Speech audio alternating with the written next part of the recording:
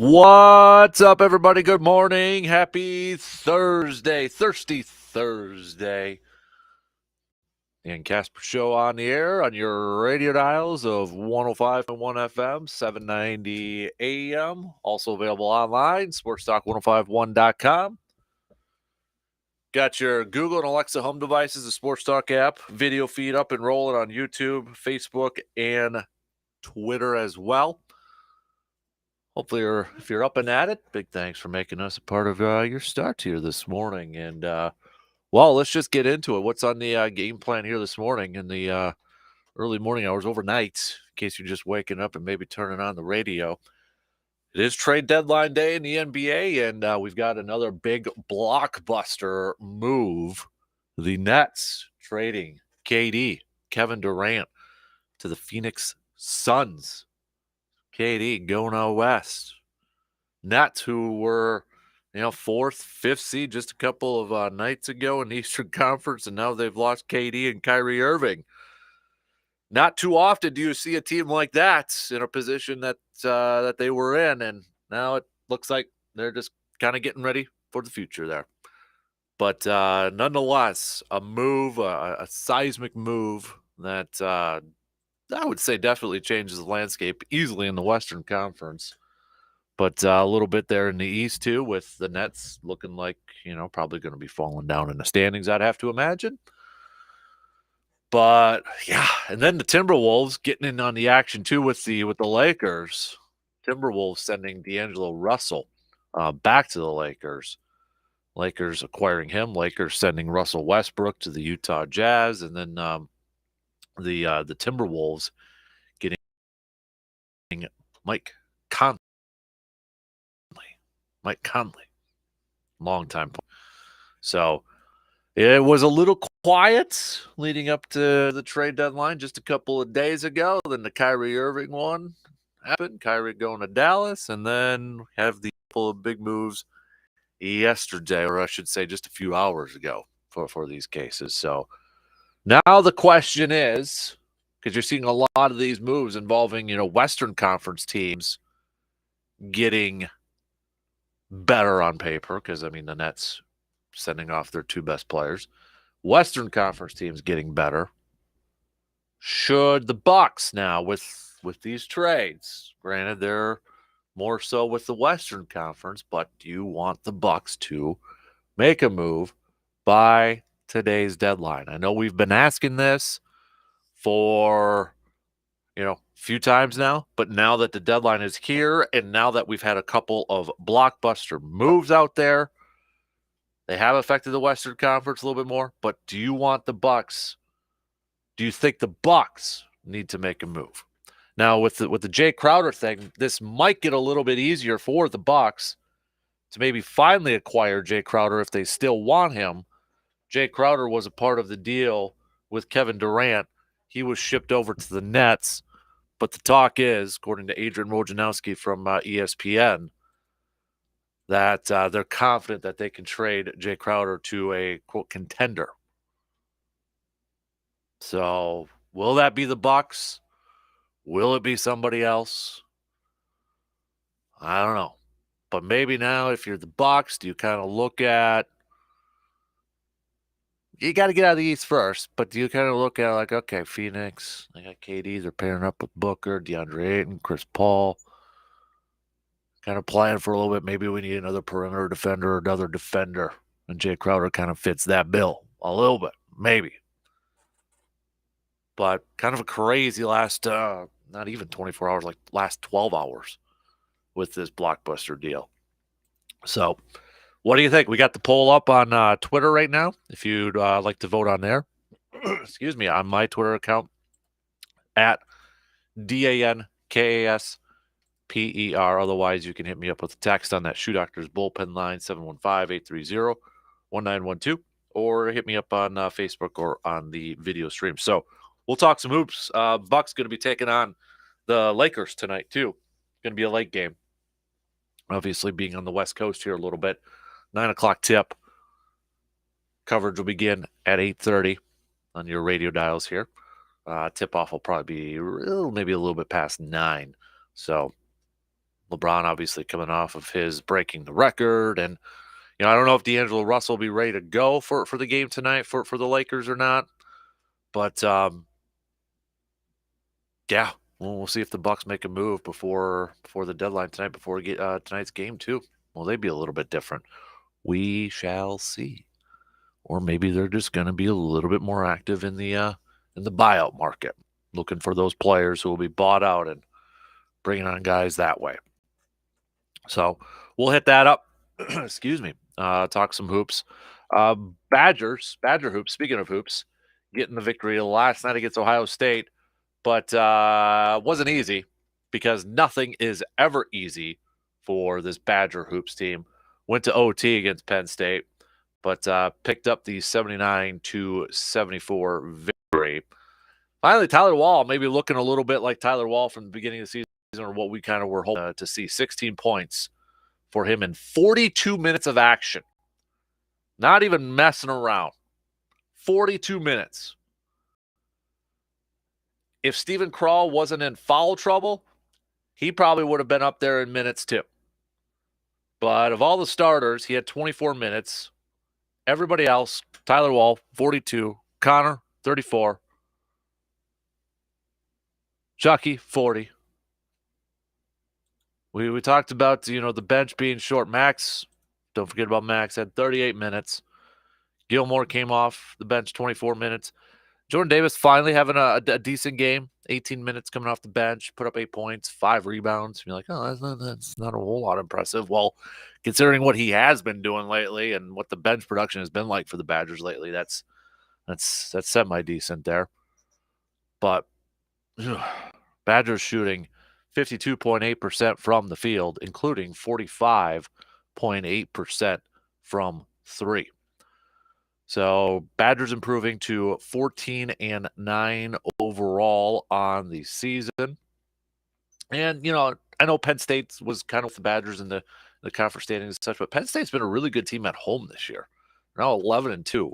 So for the Badgers to go in there and pick up a W and kind of maybe, put themselves in a position where in a couple games, maybe they can get in that top half of the Big Ten conference standings. I know I'm being optimistic and maybe a little too positive and a little too optimistic with this thing, but, it was after the game, must win for them. But, they had to get that victory. Now they got Nebraska coming up in just a couple of days on the 11th. You have to get that victory. Nebraska's below you in the conference standings. You got to get that victory. You're one game behind Maryland and Michigan State. You're 1.5 back from Northwestern, Illinois, Iowa. That's kind of the middle of the pack here. I mean, really, you're only 2 games back from second in the Big Ten conference right now. And you look at the rest of the schedule here. They just have 7 more games left.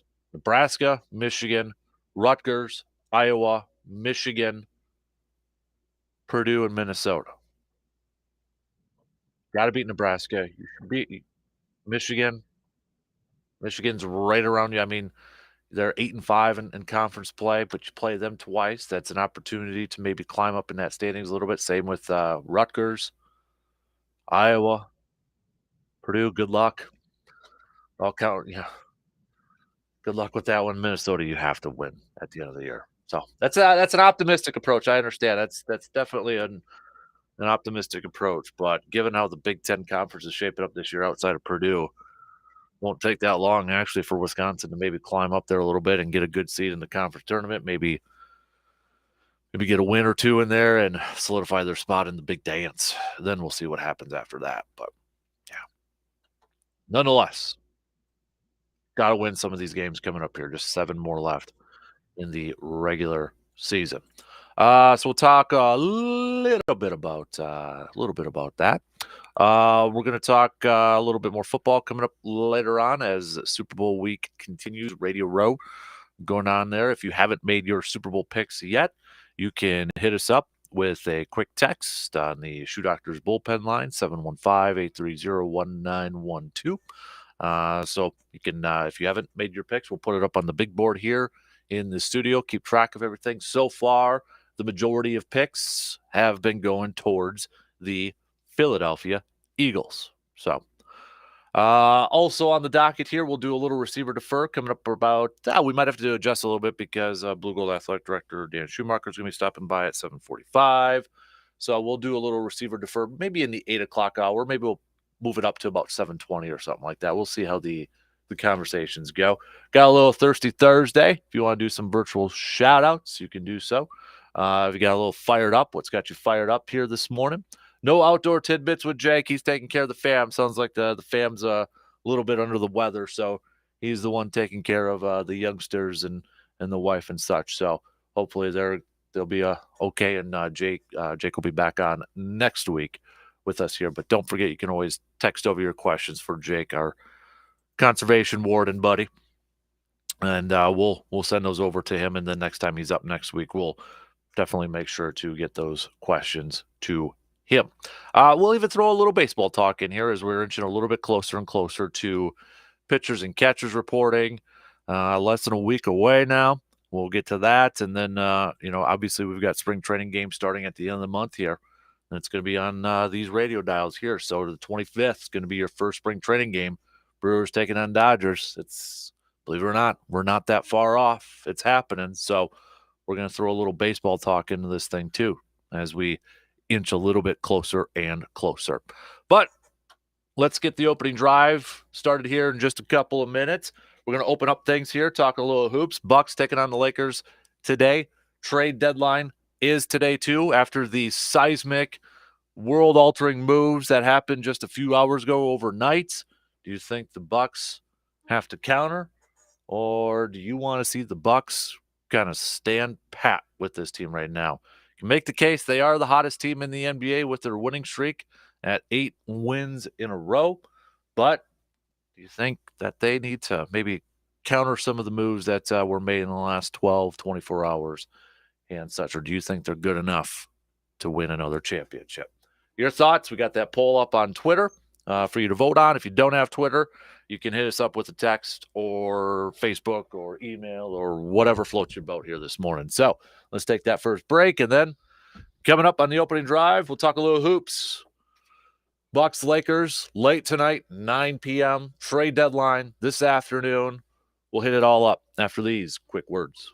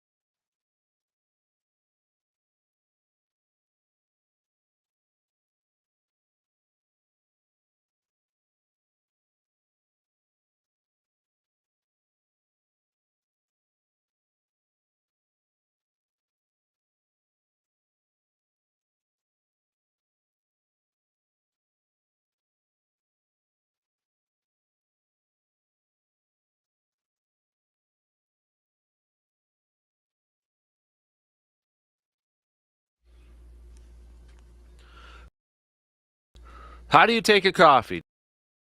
Do you like it black or maybe a little cream and sugar in there? Coffee person? Maybe you're a latte person. You know what? It doesn't matter how you take your coffee because it's your coffee. Maybe you mix it up every once in a while to keep things unique and fresh. That's why at Cabin Coffee in Altoona, they have a wide selection of options for you to choose from. Whether you are in the mood for a blended frappe, an iced white coffee, or an Americano, Cabin Coffee has the coffee that you are in the mood for. So head on over to River Prairie in Altoona and grab your beverage of choice at Cabin Coffee. And like they say on their cups, just be happy and have fun.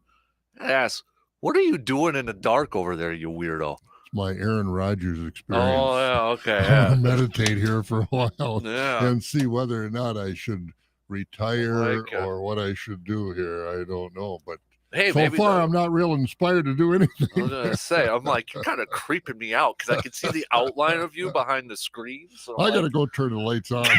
This isn't working for me. I didn't know if you had like a migraine and you're like keeping the lights low or what you're doing over there. That's my Aaron Rodgers experience. How can you, with your light on, but Easy's going to do that? He's going to try it. No light, no sound. How are you going to eat? How are you going to know what they're feeding you? He said there's a slot. There's like a mail slot that they're going to drop food off for him. Well, that's like being in solitary confinement. Have you ever been? I was in Alcatraz once out in San Francisco, in San Francisco out there, and on the island, people that have been at Alcatraz know what I'm talking about. And I walked down and went in one of the solitary confinement cells, and I'm sure his room was going to be bigger than that. But I'm telling you what, it wouldn't take me 20 minutes and I'd be absolutely nuts. Yeah, I said maybe 30 minutes for me. Yeah. I just, no, thank you. That's so I don't know what this being in the dark and all this stuff is all about. I don't know. Yeah. Is he going to have music piped in? Or? No sound. No sound, no light. For 4 days? He said there's a lot of sleep and a lot of probably meditating in that. So, but hey, that's what you can only sleep so much.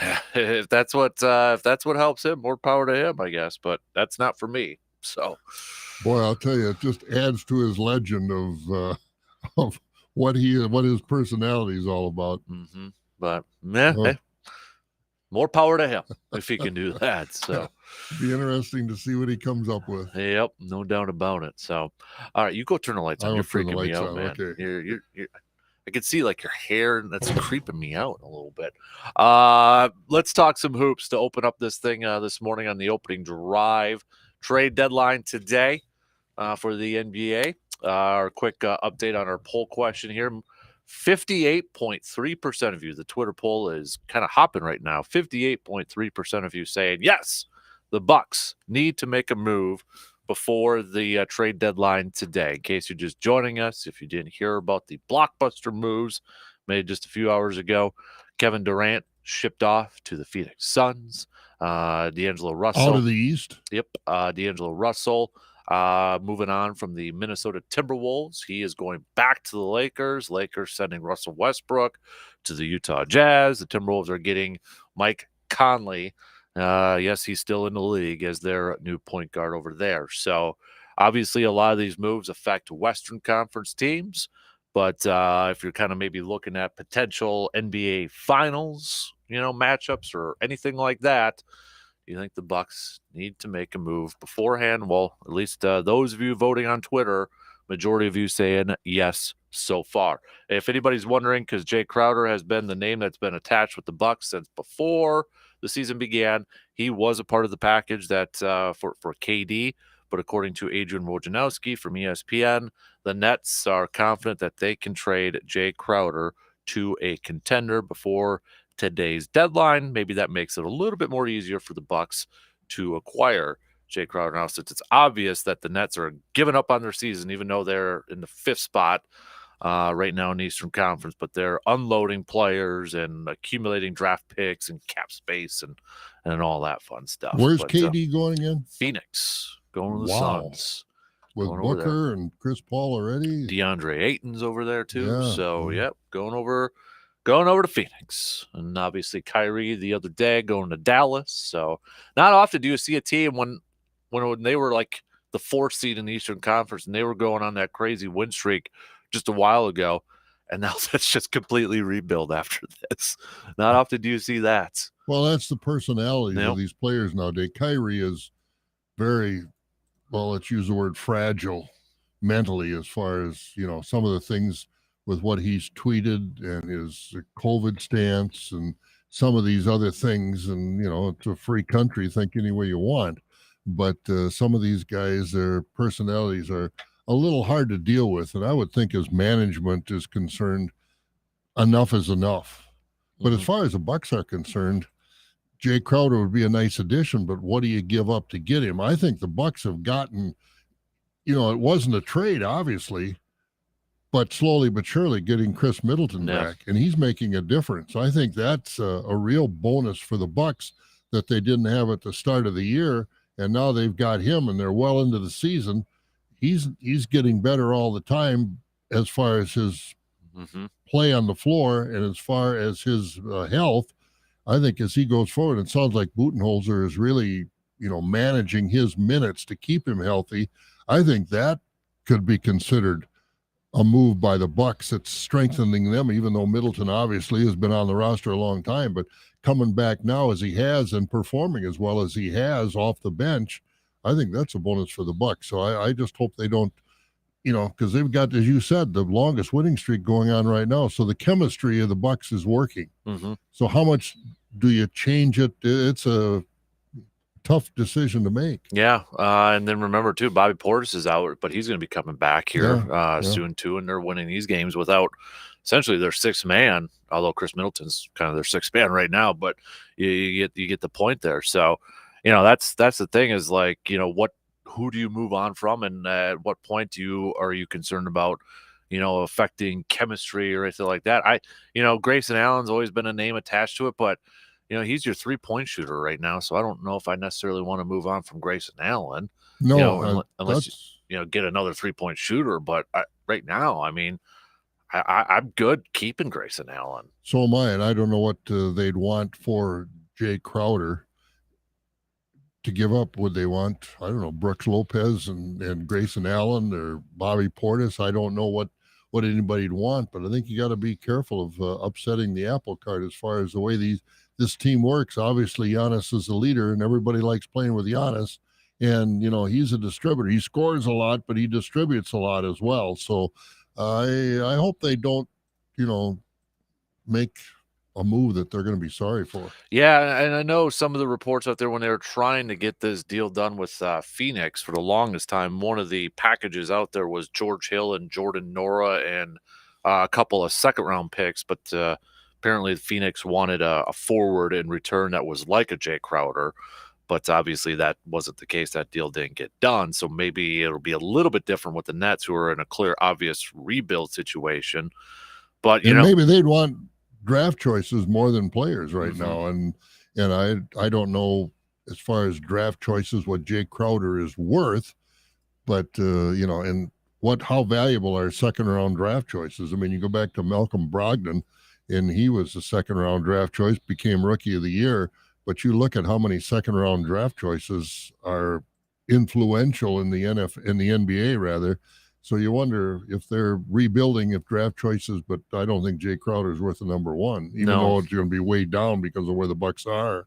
Yeah, and really they can't trade a first round pick until 2029, I think, because they have a 2028 pick, but it's the NBA rules. You can't trade like it's certain time lines. Otherwise, teams would trade all their first round picks in the NBA right now at this point. So, I think it was the earliest they could trade a first rounder was 2029, I believe.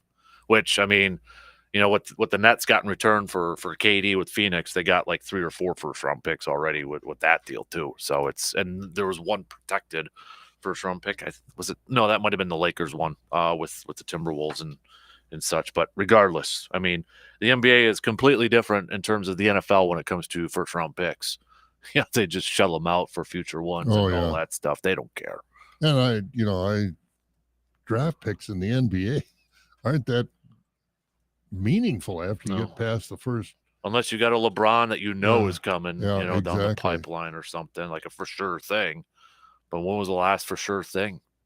Yeah, that's what I say. I mean, you got still the stars in the NBA are the guys that have been in the league for a few. I mean, you look at a guy like Booker when he came in, took him a few years to get on with Phoenix to be a star player. Jason Tatum was very good coming out of Duke for the Celtics, but he wasn't the player he is now. Steph Curry, Giannis. Yeah, Steph Curry, all those guys. It took him a few years to get in the harness, so to speak, to take the bit and go. Mm-hmm. But draft, I don't know. It's a tough market to trade in the NBA. Mm-hmm. Yeah, and it was kind of quiet for a little bit here leading up to this trade deadline, but definitely the last 48 hours ish, it's really opened up the floodgates here. It really has, but how much, because of the season, like most of the activity has affected the West.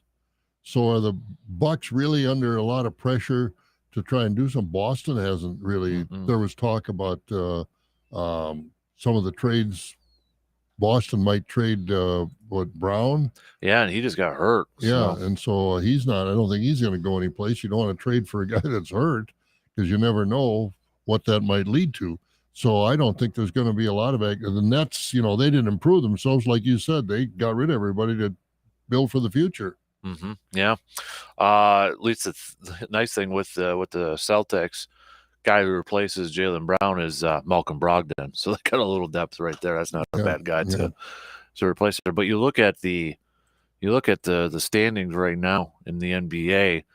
I think the West, it's going to be interesting to see how it kind of changes with some of these moves now, because you've had Denver, kind of at the top. Memphis has been up there. Sacramento has been a team that has surprised everybody this year. They're still the 3 seed in the West, but Dallas is right behind them at 4. Phoenix is right behind them at 5. You kind of wonder now, those two teams, are they going to move into that top 4 spot there? Then the Clippers, who were a very, very popular pick preseason to go to the finals this year, they're sitting at 6, but maybe a little, obviously playing under some expectations, lower, or not living up to those expectations this year too. But it would be interesting to see if the West changes. Lakers aren't even in the playoff conversation right now. They're the 3rd worst team in the Western Conference for crying out loud. I don't know if D'Angelo Russell's going to change that. But the thing is with the Lakers, can you count on Anthony Davis? I mean, this guy, he sprained an ankle walking down the street or something. He is very susceptible to leg injuries, which probably through no fault of his own, but I mean, he just is. And so how can you count on him at all? And without him, they got no chance. I don't care if LeBron scores 70 a night. Without Anthony Davis, they got no chance. Mm-hmm. Yeah. It's just that Lakers team has just been weird. Yeah, it is. That's a good way to put it. Been weird. And then you kind of think about it. I mean, go back a couple of years ago, how things would have been different if going to that Bucks and Nets playoff series, that shot that KD hit, if his foot wasn't on the line, you know what I'm talking about, that one. How different would things have turned out? Nets and Bucks, Oh, yeah. Trickle down effect. Maybe the Nets win it all that year. Maybe they're still playing together or something like that. Bucks still maybe chasing a championship. But that's the game of inches right there. Yeah, if you wore a size 14 instead of a size 15 shoe, it would have been different. No, man, just kind of a what if there. Yeah, it's just, man. The Nets thing is just, I think that's an example of, just because you accumulate the most talent doesn't necessarily mean you're going to be the best team and you're going to collect all these championships. No, it's like I said, the personalities of NBA players are so different, it seems like, than NFL, or I don't know, Major League Baseball gets guys that are different too. But basketball players are just the high profile guys, and of course that's Kyrie is probably giving them all a bad name because he's been really off the charts. But it just seems different in the NBA that those guys dominate where they're going and when they're going and everything else, because they've got contracts. But they don't have they don't feel any obligation to live up to them, some of these guys, and that disrupts the league. LeBron comes and goes pretty much where he wants. Kyrie Irving has been all over. KD has come and gone. Russell Westbrook is another good example. The guy that I don't think he's been MVP, but I don't think gets enough credit, And if you really watch him, the guy is unbelievable. That Jokic from Denver, the Joker. The Joker. He's unbelievable the way he can shoot, the way he can pass, the way he can rebound, the way he gets people involved in the game. I don't know what position he plays. I mean, he's big guy. He's obviously the 5, but I mean, this guy is. Every time I watch him, I have more admiration for his game. Yeah, I don't know if I had to pick my top 3 players right now in the NBA that I would want on my team, it'd be Giannis, it'd be Joker, and probably Tatum. It's not the KDs or the LeBrons or anything like that. I'd pick one of those 3 because they're playing. Yeah, that's one thing. They play. LeBron got a sore ankle all the time, or sore what this, that, or the other thing. KD's still out, and who knows? But I agree with you. I think those would be the 3 pretty good ones to start. Yeah, and really, yes, they're name guys, and Giannis, obviously was one of the leading vote getters, but they're not ones that are always in the headlines either, whether it's positive or negative or whatever. No, they're never in the headlines as far as what some of the things Kyrie and KD and LeBron have been the headlines for. These guys, those are 3 exceptions to the rule, I think. Although I shouldn't say that because it's just a few that get the crazy headlines. But these guys have they go to work. They go to work to get the job done.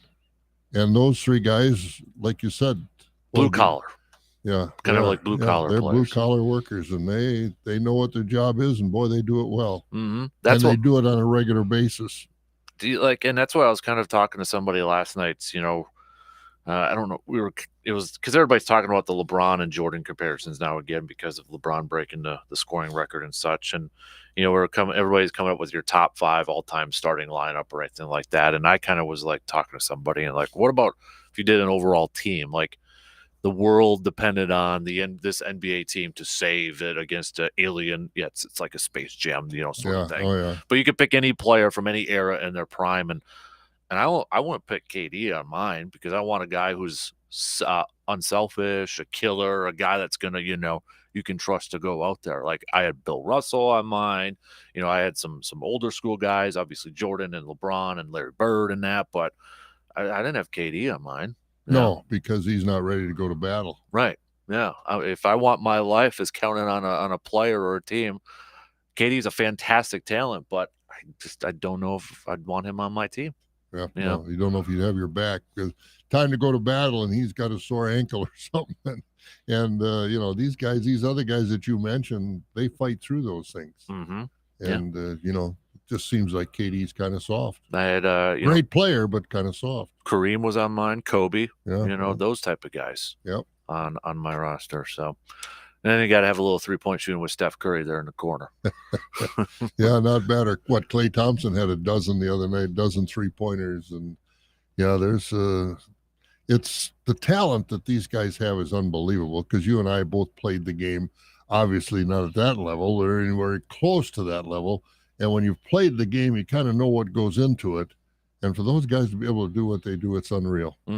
Yeah, I know Kareem's your guy, but what was your thoughts when you saw LeBron, pass him on the scoring record? It was cool to see Kareem there. It would have been, I thought for sure it was going to be tonight, just because it would have been the perfect narrative, against the Bucks and all that sort of thing. But yeah, now we don't have to go through that hoopla tonight. No, exactly. And it's inevitable. I mean, it's not going to change my impression of LeBron as a great player, one of the greatest. For Kareem, to me, is the ultimate in class and in basketball talent and what he did. I mean, nobody's ever done what Kareem has done. That skyhook, nobody's ever even tried to duplicate that. It's just a different game. Yeah, somebody was kind of going through his resume. If anybody doesn't know, I kind of forgot he got a couple of championships as an assistant coach too. Kareem. Yeah. Yep. Yeah. I mean, it's a long list of accomplishments and such. And I still feel like he's one of those guys that maybe gets a little overlooked when you talk about some of the all-time greats. Yeah, I think you're right. And, I remember the first time I ever ran across Lou Alcindor. It was the old Sunday supplement, the old Parade magazine in the Sun when there was some substance to it. And the Parade magazine, they always had the high school All-American teams, I think down to 5 teams. And I'm looking at this guy, sophomore, 7-footer, Lou Alcindor, Power Memorial High School, New York City. Sophomore. He was on the first team. I thought, who in the world is that guy? And of course, history shows who he was. Yeah. Yeah, I kind of forgot he was an assistant coach on those Lakers teams 09 and 10. Yeah. Because I remember, too, he wanted to coach the Bucks. It was like around that time. Like, yeah, when he they were never trying got to a chance. He coached, didn't he coach some college team, minor college teams, things like that? I don't remember exactly, but he never got a real chance to be a coach for whatever reason, whether it was his personality, because he is a little, he's very introspective and he is, very passionate about certain issues. Whether those kind of things held him back, I don't know. Yeah, I don't know, but I remember that wasn't that long. I think it would have been before Jason Kidd was hired. Like, he was wanting the Bucks job somewhere around that time frame. I think it was that he was like interested in that job, but yeah, for like what you said, for whatever reason, never panned out. So he But I thought he was very gracious the other night, and he held that record for 40 years. But as like different commentators are, the only records that anybody can really say, okay, who does this and who holds what records, still the baseball 714. How many? Ever you said 714, you know what it meant. Yeah. For Ted Williams, the last guy. Even though baseball has fallen from the throne of our national pastime, the records in baseball are still more known and more, I don't know, not credible, but just they're on that pedestal a little bit more too. They are, than other. I mean, who's Brady with all the passing, but nobody knows what's the passing touchdown total. Passing, nobody knows those numbers. They know who it is, but it's changed so much the last few years too. That's but the numbers in baseball, 714 and then 755 were there, and it's just those numbers when they're said, you know what they are. Yeah, I mean, even single season home run stuff, and we kind of 60, 61. Yeah, which whenever you kind of like because we did a poll question the other day after LeBron broke it. What do you think would have been the or what do you think will be the next one or first one to be broken in terms of a career, individual career records? And I kind of joked around a little bit. I said, you can honor whatever home run record you want because everybody's got their own thoughts on that there. But it ended up tying between the all-time touchdown passing record and NFL's receiving record. NHL all-time points, Wayne Gretzky. I don't think anybody's going to catch that. You take away all of Wayne Gretzky's goals, he still leads in points in history. That's how ridiculous. Yeah, Ovechkin might beat him for goals, but yeah, you take away his 890-some goals. He's the only NHL player with over 2,000 points, and it's like 2,800. Yeah. And I don't think anybody's going to touch that anytime soon. Oh, absolutely not. No. And home run record, all-time home run, I don't know of anybody right now that's going to touch that. If Mike Trout would have stayed healthy, maybe. But you kind of need to find that next youngster, that next 18, 19-year-old guy that's going to be around for a while. And the thing is, I don't know, they just, in baseball, they don't stay healthy enough to play on a rate. I mean, you look at the game. That's why nobody's going to break Cal Ripken's. Yeah, that's what I mean. Yeah. Cal Ripken's record, but the home run record, they're not healthy. They don't play. I don't care who it is. They don't play 162 games. Do you think, the question I kind of posed yesterday, and it never got anywhere, I just kind of threw it out there, banning of the shift, do you think that's going to open the doors for somebody to maybe catch DiMaggio's 56 game? Well, a whole lot easier than with the shift, that's for sure. Yeah. But I think it's going to be fun to watch baseball this year without that shift. I hated that shift. I just hate it. It's if you're smart enough to figure out how to beat the system, which somebody did way back when with the shift, that's what you're hired for, is to find those ways to do it. But as far as fan attraction, I hate it. I'm glad it's gone. I don't know if you know this too, but the Express Northwoods League, they're going to have the pitch clock this year too. Oh, they are. Yep. Okay. Yep. So that'll be interesting to watch, especially because we were talking with Sammy the GM, because we do the Eau Claire Express podcast now too. But I mean, that's, I think, for a college kid who's got aspirations to go pro, that's just another feather in the hat for the Northwoods League to get them more prepared for that. Oh, absolutely. And I mean, which made more? I guess which did you pay attention more to? The time it took to throw a pitch, or the switch, the shift.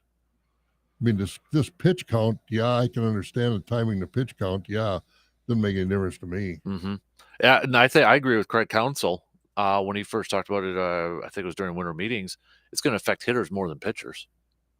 Yeah, it will. Like it's going to take more for the hitters to adjust to that. Well, they won't be able to back off and adjust their equipment, and then snap their gloves tight again and this, that, and everything. And they'll have to stand in there and hit. But I think it might be good for the hitters too.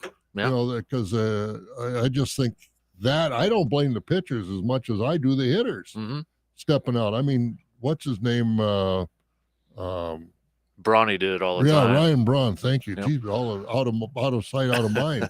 But he used to drive me nuts the way he'd go.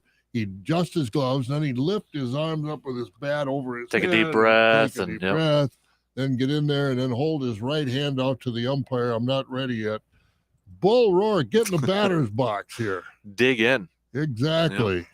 But that'll be interesting. I'm really curious to see how that does with the Northwoods League too, and seeing that at Carson Park. So it'll be interesting, and and I don't know when do they start the clock and who's going to do this. It gives somebody else a job, right? Yeah, because you got to figure out those points. Like, okay, is it as soon as like they get set on the mound or something, and then you start the clock, or what? Yeah. Is it as soon as the catcher throws it back or whatever? But figure those fine details out there. Yeah, it's going to be interesting. But I'm more thrilled that the shift is gone than the pitching clock. I think you're going to see obviously more hitting and such, and maybe that'll help resurrect the careers of some other players. I just think it's going to be good, because I think it'll be interesting to follow batting averages this year compared to the last few with the shift, because I think the shift got so overdone, and I think that's what was the death knell of the shift,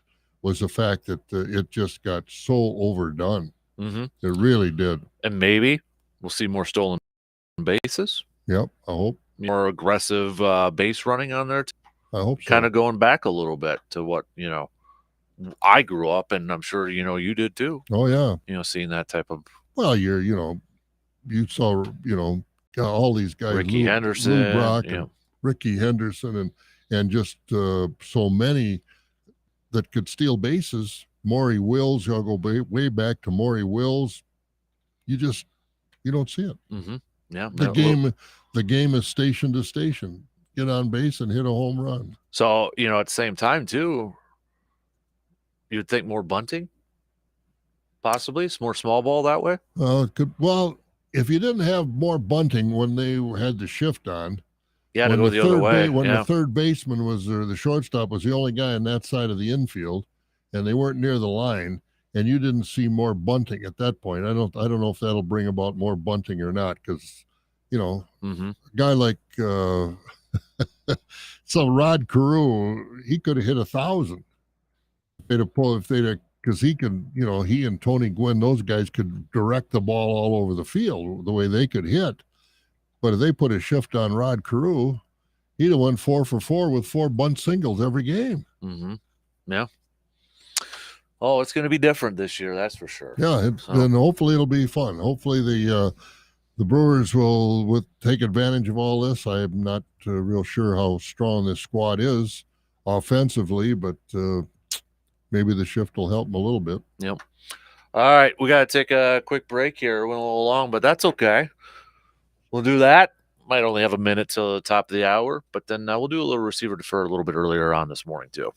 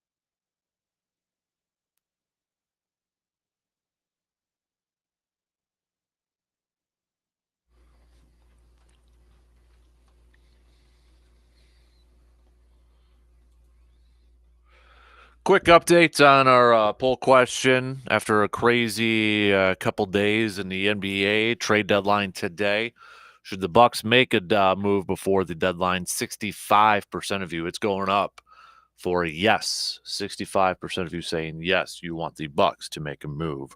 I'd like to know from that 60 what kind of a move they'd like the Bucks to make, where they think they could strengthen their team, and what they would have to give up to make the change that 65% of the fans think they should make. Yeah, is it maybe do you want some more perimeter D, or do you want another 3-point shooter, or something like that? Yeah. If you got, I know our good friend Big Worm mentioned Jordan Clarkson from Utah as a possibility. There's been named Cam Reddish was a guy that was talked about, but he's been traded already. So maybe it is just Jay Crowder for you, bringing the Marquette alum back to Wisconsin. But if you got a guy or a type of player in mind, let us know. Yeah, because it change for change sake isn't always good, because like you said, they've got the longest winning streak right now. They're going well, and Chris Middleton coming back after and still pretty much limited duty, but still when he does come back, boy, he's making a difference. So I'd like to know where they'd like to see the change made. Yep. Yeah. I do think Middleton eventually will be back in that starting lineup, but I think it's smart that they're taking it because, I think he's happy with that too. Yeah. I mean, let's face it. I think we all agree they probably would have beat Boston if Middleton's playing last year in the postseason. Oh, I think so too. Going to Game 7 without him, and and how different would that have kind of played out? Oh, he's a big factor in that team. There's no question about it. That's what I'd like to find out, because you got to give up something. If you're going to make a trade, you say, yeah, we'd like to make a trade, but there's two sides to every trade. So you got to give up something. And like you said, draft choices aren't all that attractive to a lot of teams. And we do have to factor in the cash in this whole thing too. Yeah. I know Jim Orzarski, our good friend who covers the Bucks for the Journal Sentinel, about a month or a couple months ago, has a good, kind of breakdown of what the Bucks could actually do. And, money wise, you almost have to do an even swap with a lot of these. So if you're bringing out a big contract, you got to get rid of. Does Crowder have a big contract? I don't know how big a contract he would have. He's a known quantity in the league, so I'm sure he's making a pretty decent salary, like they all do for that matter. But I don't know what his this year it started off as a 10.2, so you prorated a little bit there, so maybe about 5, because it's over halfway through the season right now. So they could fit that into their financial situation.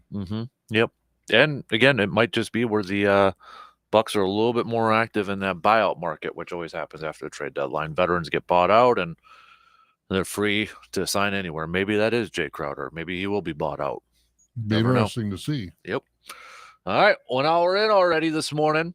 Don't forget, it is a Thirsty Thursday. If you want to do some shout outs, send those babies on over. We're going to do a little receiver defer coming up about 7:20, 7:25 this morning. We'll do a little bit earlier. All right.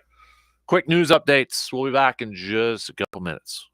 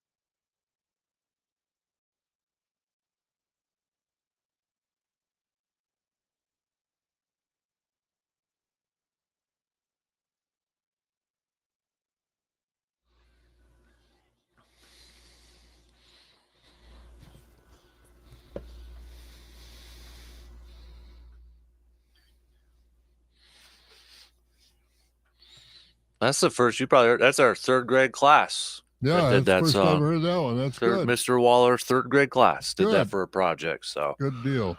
love the kiddos over there. The kids are great. And I see they're starting to hand out to the teachers now Golden Apple Awards to the top teachers, and I shouldn't say top teachers, but selected teachers in each of the schools around the area. So that's good. Definitely. So I'm hopefully gonna visit that third grade class in the spring there too. He was my third grade teacher. Really? Back in Medford there. So good deal. Yep. So that big thanks again to those kiddos for working on that. So G-Man's chiming in on his retirement. It's National Pizza Day. He's having a lots of matzah with a man cave light. 7-something in the morning. That's the retired life right there. That's what you're missing out on, intern. But I'm not financially independent like G-Man. But he's living it up right now. I feel bad. I missed his party the other day over at Dodge, and I was supposed to have company coming in at about 6 Friday night, coming in about 6. They got there about 2, so I couldn't get over there. But one of these days we'll break bread and have a beverage with G-Man. I'm working on a opening day event, March 30th, Brewers Cubs day game. So we'll get something there. We'll get some grills going, brats and burgers and such. Sounds good. Celebrate opening day. Hopefully it's warm, but we got plans for inside too. So get the games going on and that fun stuff.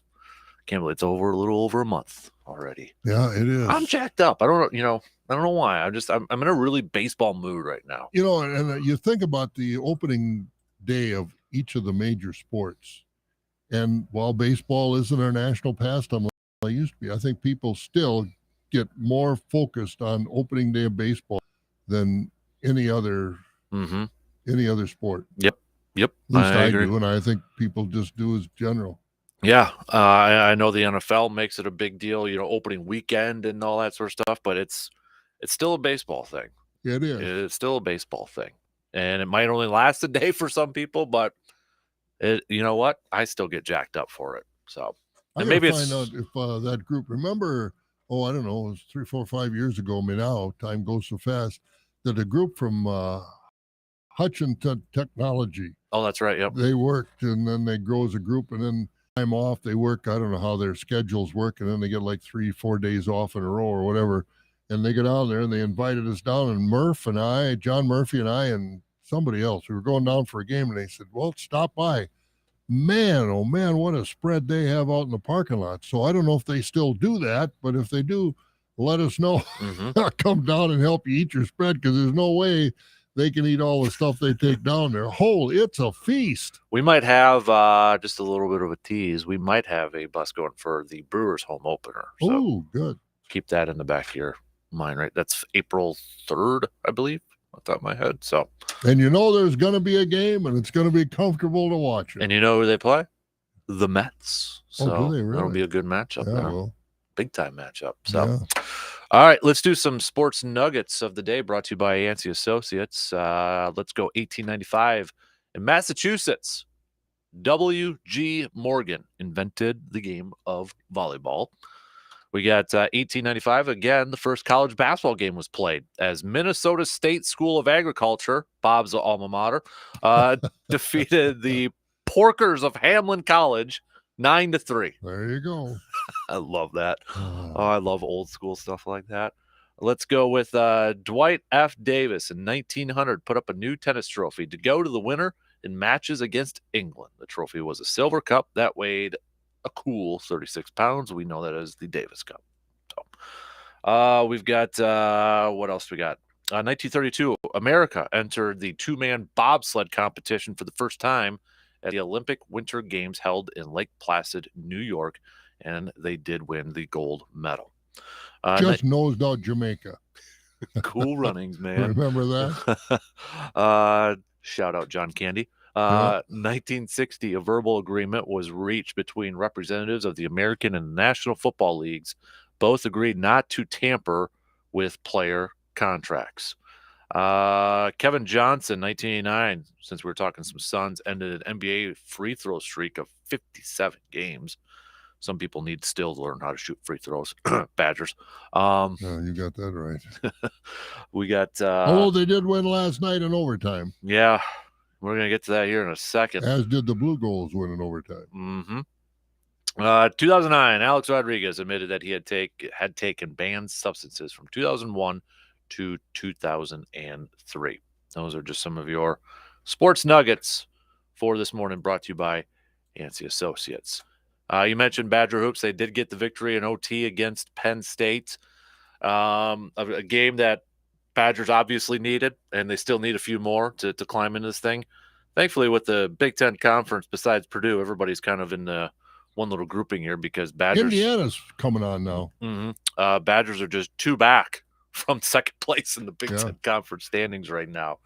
But they've got, what is it? Who do they play? Nebraska coming up here too. But 79-74, Tyler Wall finally getting to, having a game that we've been waiting to see from him for a while.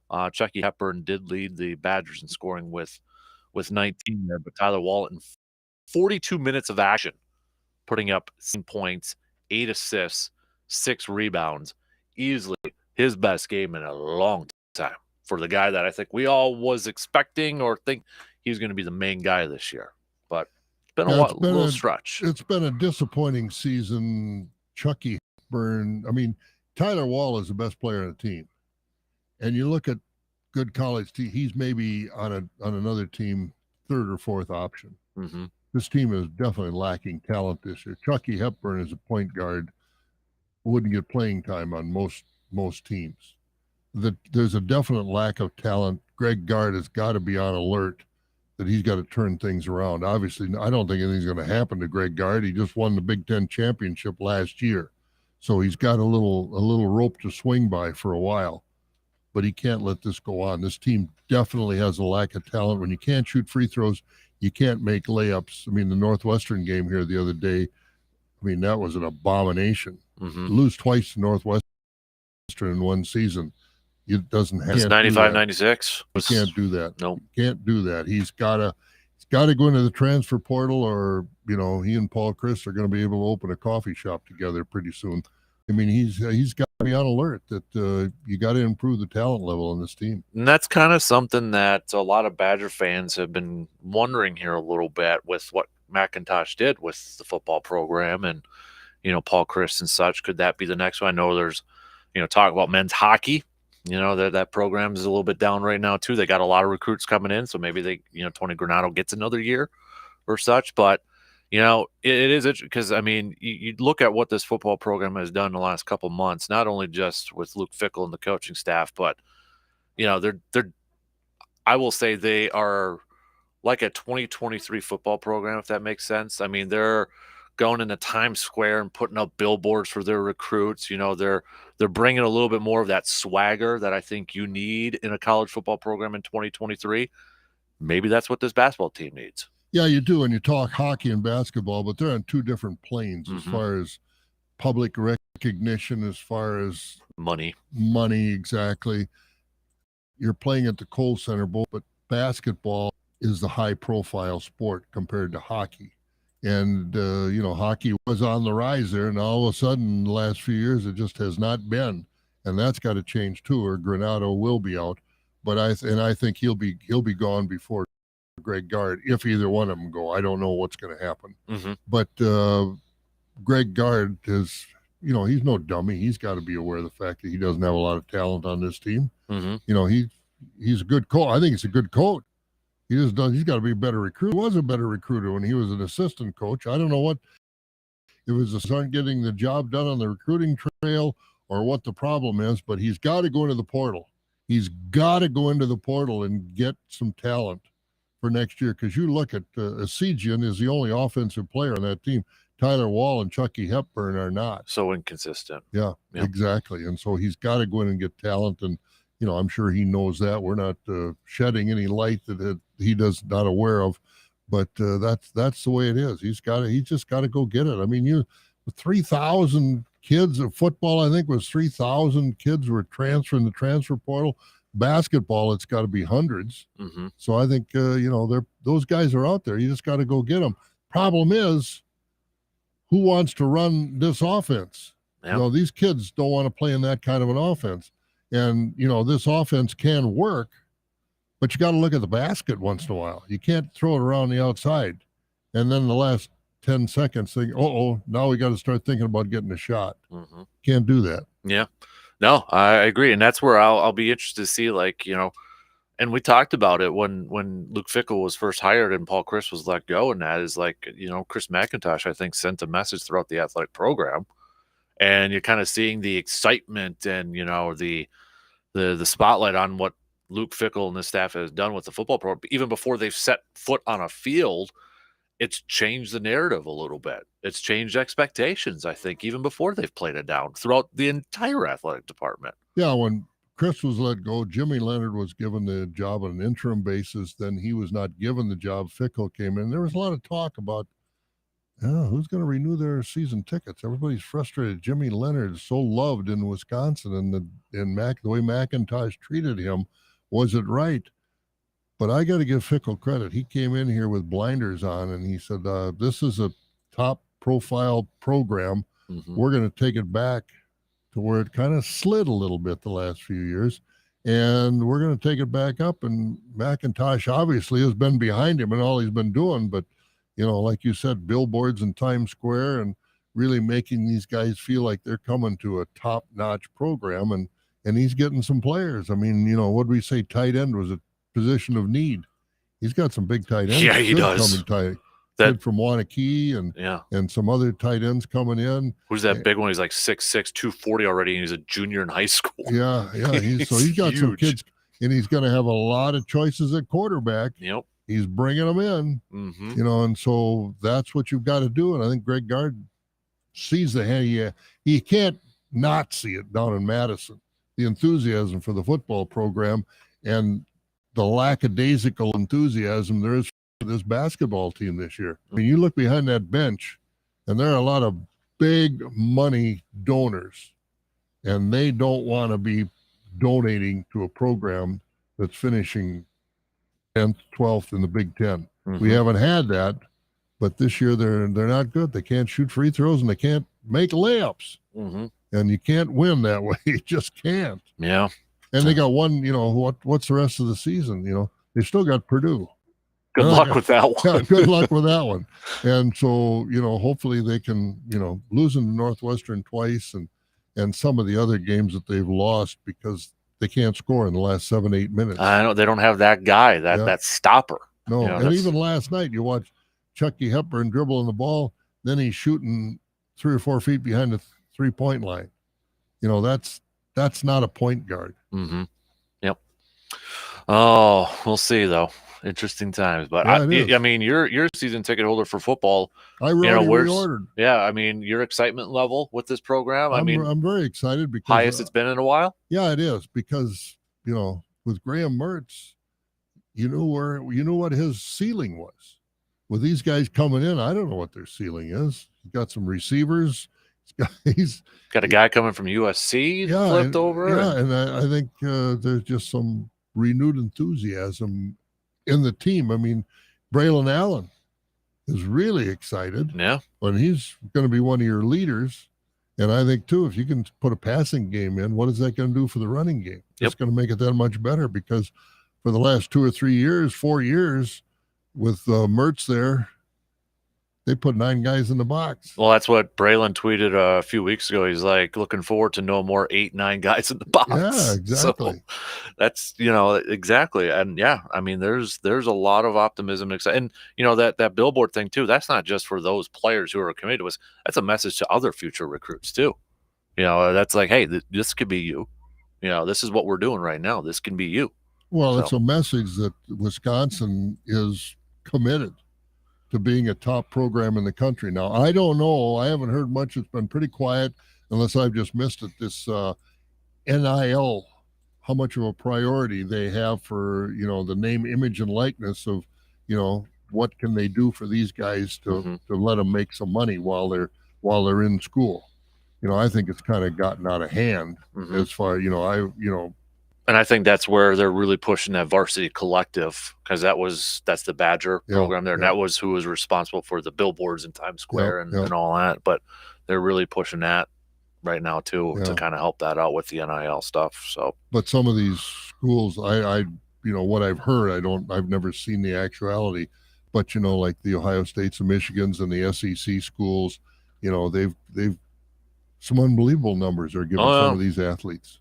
Oh yeah, and we're talking like 6 digits. Yeah, exactly. It's unreal. And that and the first number in that 6 digits is a crooked number too, so it's not it's not a one. It's they're moving up there. So, and I think the kids do deserve to make some money because they bring a lot of revenue into the university, especially in the football program, and to a certain extent in basketball. Hockey would be third, not so much, but they're carrying the water for the whole athletic program, and so these kids, I think, deserve to, because the restrictions of the NCAA previously were just so archaic and out of just mind-boggling that kid has to go home for a funeral, he doesn't have any money, and you can't buy him a plane ticket. I mean, those are stupid rules.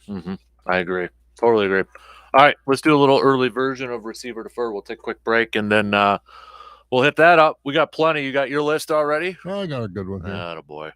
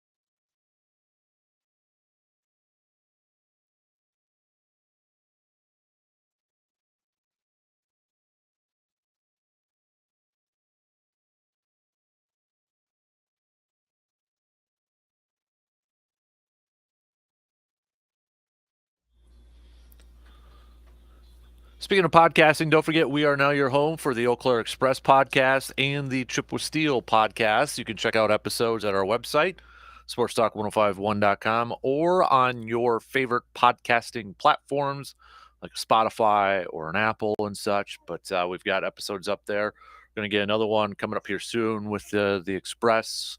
And then, of course, the Steel we chat every week here. That should be a lot of fun. We'll be chatting some Blue Golds coming up here in about 15 minutes or so. Intern, you can move in this studio when we do that. So all right. Sounds like a plan. Over here. Before all that fun stuff, though, we got a little receiver or defer. We're going to get to stop playing the music there. I want to get to, oh, man, it's been a while since I pushed this button because you haven't been here. No. So.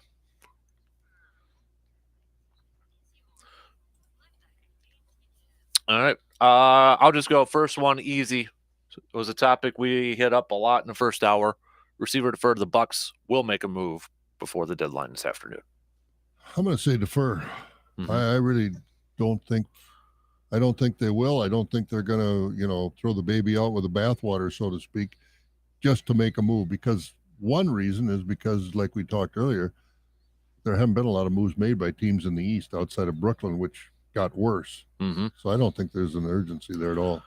I will say receive. I think they'll figure out something for Crowder with the Nets. It might be a little bit easier now than dealing with the Suns, but I don't expect anything monstrous, maybe Crowder, but I don't expect, like we saw with all these. No. And then really, I don't think they need it. No, I don't think so either. Like we talked earlier also with Chris Middleton coming back. Mm-hmm. He's only going to get better and get more time. Yep. Quick update on our Twitter poll on that. It has risen to 71.4%. I wonder what they want to see. I really, maybe it's minor trade like Crowder, but I think we always get excited about those sorts of things. Mm-hmm. All right, so I'll go to you. What do you got? Baseball or football? Oh, let's do a little baseball. All right. Receiver defer. Christian Yelich's batting average will be up over 25 points this year with the elimination of the shift. The big number, but the shift, I think, is a major factor. So let me bring up Christian Yelich last year. His batting average was 252. So you're talking, what, 277? I'm thinking he's going to be 280 or better. 277? All right. Which is interesting because, I'm looking at Baseball Reference. They've got his batting average down this year, 242. Fangraphs, I think, was about 250-something. I'll say defer, but I'd say it's up in the 260s. You think 280? I think he's going to bat 280 this year. Look at you. I like the optimism there, man. You think so? He leads the team in I think he's going to lead the team batting average and home runs. Oh, all right. Probably RBIs, too. Look at what that. else they got on offense? They let Hunter Renfroe go. Willie Adames. Yeah, but I think he's going to follow the lead of Christian Yelich. Okay. I think he'll be a major contributor. I hope he is, but I think Yelich is going to have a turnaround year. I hope he's gotten himself healthy and, playing in that stadium. I just think it's conducive to better batting average numbers. All right. So just in case Fangraphs is a projection sort of thing. Yep. They've got, this one actually went down a little bit. Christian Yelich 247, Willie Adames 248. That's the highest on the team right now. Yeah, I think that's I think they're going to be a little higher. I do too. So, all right, football. We get into Super Bowl time, and it's always the talk of the greatest this and the greatest that. Receiver defer. When it comes to the conversation about the greatest coaches in NFL history, Bill Walsh is the most overlooked among the great coaches. I would receive that, and I would also put Paul Brown in there. Yeah. Bill Walsh and Paul Brown, but yes. Bill Walsh changed the game, the West Coast offense. Exactly. That is still having an effect that the passing offense since Bill Walsh, passing has been so much more an important part of the game than the running game. It's been emphasized a whole lot more. And Bill Walsh just doesn't get talked about in my mind. You're preaching to the choir, baby. I'm all about that one right there. And it kind of goes again with there's so many people that have to either pick a quarterback or a coach, but when you look at them, it's always a partnership. It's always two together. Walsh he had Joe Montana. Brady had Belichick. Lombardi had Starr. There's always a quarterback and a coach. It's a partnership with those two. It doesn't have to be either or with that whole thing. And even after Bill Walsh retired, George Seifert came in. He won a Super Bowl, but that was with Walsh's system. Now, Young came in and took over at quarterback. but still it was with the Walsh system, and Young was under the Walsh system behind Montana. So I just think Bill Walsh gets overlooked too much. I think he was one of the great football minds as a coach. Now, how he got his players behind him, and they did what they did. Well, you know who Bill Walsh coached under though too was Paul Brown. Yeah. Oh yeah. So yeah. there's a book that Bill Walsh has. If you haven't seen, there's a documentary. I think it's A Football Life. It was from a few years ago. It was on Bill Walsh, but it opened up, and it was kind of a theme throughout. But he had written a book called Finding the Winning Edge, and they had a lot of the current at that time coaches, NFL coaches, talking about this book like they have it in that. But it's so rare to find right now. You have to probably spend about $500 on eBay to get this book. Wow. Like, I would love to read it because everybody says it's fantastic. Everything's online now. Can't you go online and read it? I think you still got to pay for this thing, like Amazon right now. $500, do you? Well, let's see. Here's Amazon. Yeah, it's only available in the hardcover, and you're talking about $340 right now. I've got a Kindle, and you can download books. I wonder if you can go in the library and download it for $10 or $15. Can't do it, huh? Nope, not on Amazon. You can't. Huh. It's not available in the Kindle form. So I would love to read. That's why sometimes I just want to go through like the thrift shops and see if somebody had it and they donate and they don't know what it's worth. No, that's true. But yeah, I totally agree with you on that with Bill Walsh. Totally agree with you. And it's not a knock on all the other great coaches there, but yeah, he 100%. Absolutely. Hey, tonight, do you have any more? No, that'll do. Okay. Since you're talking about football, they're going to announce the Hall of Fame class tonight, it sounds like. The Pro Football Hall of Fame class tonight. So, we got, Darrelle Revis, Joe Thomas. Receiver defers. Joe Thomas going to get his name called. First ballot.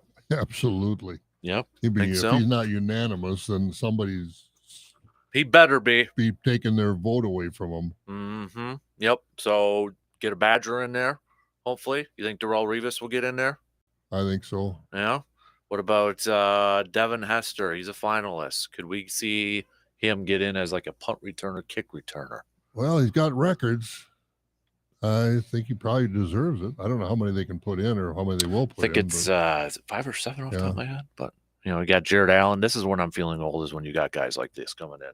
Well, Jared Allen, they say he's a lock. Is he a lock for the Hall of Fame? I don't think. I think he'll eventually get in, but he's been a finalist a couple times already. Yeah. So I don't think he'll get in. Yeah, he was. He's been a finalist since. Is this right? No, for a couple of years. Yeah, now. But yeah, I'll be excited. Joe Thomas. You want to talk about maybe underrated, overlooked people for what he got stuck in a poo-poo situation with Cleveland over there, but he stuck it out. And he played every game. He signed his contract, signed new contracts. I mean, and I don't know what the statistic is, but how many sacks he allowed as a left tackle for Cleveland. Let me see if I can find it here for you. Unbelievable. It's such a minuscule number. And he played all the time. He played and he played and he played. He never missed. Mm-hmm. He was as solid a left tackle as you would ever find in the NFL. So this is from Pro Football Focus. Throughout his entire career, Thomas allowed just 30 sacks and 6,680 pass blocking snaps. That means he allowed a sack in a 0.004% of plays across his career. His career pass blocking grade from Pro Football Focus is the best among any player from the Pro Football Focus era. Yep. He's 30 sacks and over almost 7,000 snaps. Great. I mean, how many greats do you put in describing the way he played? Mm-hmm. He was just as good as it could get. I still remember when he got drafted and what he was doing. I remember watching it on TV. Fishing with his dad. Yep, he was on a boat. That's fishing. What I say. Will he show up at the Hall of Fame presentation?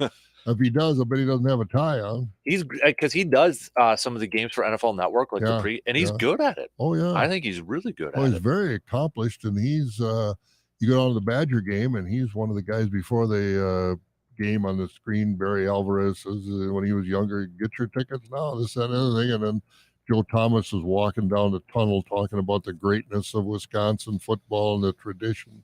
He's about I don't know. There aren't many better that have come out of Wisconsin, and so many, not only talent on the field, but respect off the field, and just he's one of the great ones.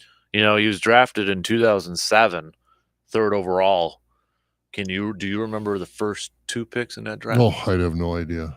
So Jamarcus Russell was the first one. Mm-hmm. Then it was Calvin Johnson. Not a bad one. He's in the Hall of Fame too. Yep. And again, the guy got stuck in a miserable situation with Detroit. Yep. Adrian Peterson was the 7th overall pick. Not bad. He'll be in the Hall of Fame too. Oh, yeah. Darrelle Revis was the 14th overall pick. So pretty good class. Patrick Willis was the 11th overall pick. Is he a finalist this year too? I know he's been getting close. Let me see if I can find out. He is a finalist too. So we might have a few players from this 07 draft going this year. You want to venture a guess on who Green Bay's pick was this year? I was going to ask who Green Bay's pick was in that same year. You're going to just oh boy. That was the Justin Harrell draft. Remember the defensive tackle that barely played at all? Geez, from Florida State or someplace? Tennessee. Tennessee. I know down south. Yep. Oh my Lord, their track record has not been good. And they gave, that was back in the era of Ted Thompson was still there. Mm-hmm. And then they got into Ron Wolf. They say what great draft choices they made. I don't think their track record is all that good. That was also Greg Olson was drafted 31st overall by the Bears. Yeah. He would have been nice in Green Bay. Oh, he'd been a great tight end. Man, he's a great broadcaster now, too. So he deserves to be. I'm glad he's getting another year. I don't know if you heard it, that Brady's not going to do broadcasting right away. He's taking the year off. Well, I don't know how good Brady's going to be anyway. I still have my doubts whether he's going to do it or not. I don't. The thing is, the greatest of all time, I think my thoughts, again, I could be dead wrong, but I think a guy in that situation is coming in with so much hype, and he's going to want to protect his reputation as the GOAT.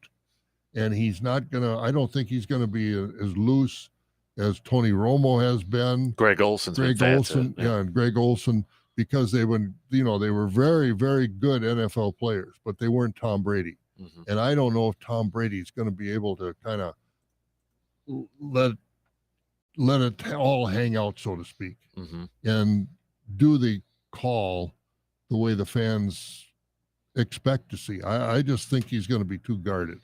I still feel like the competitive side of Brady, in 10 years, he's going to be like an owner or an executive with the team and trying to win Super Bowls that way.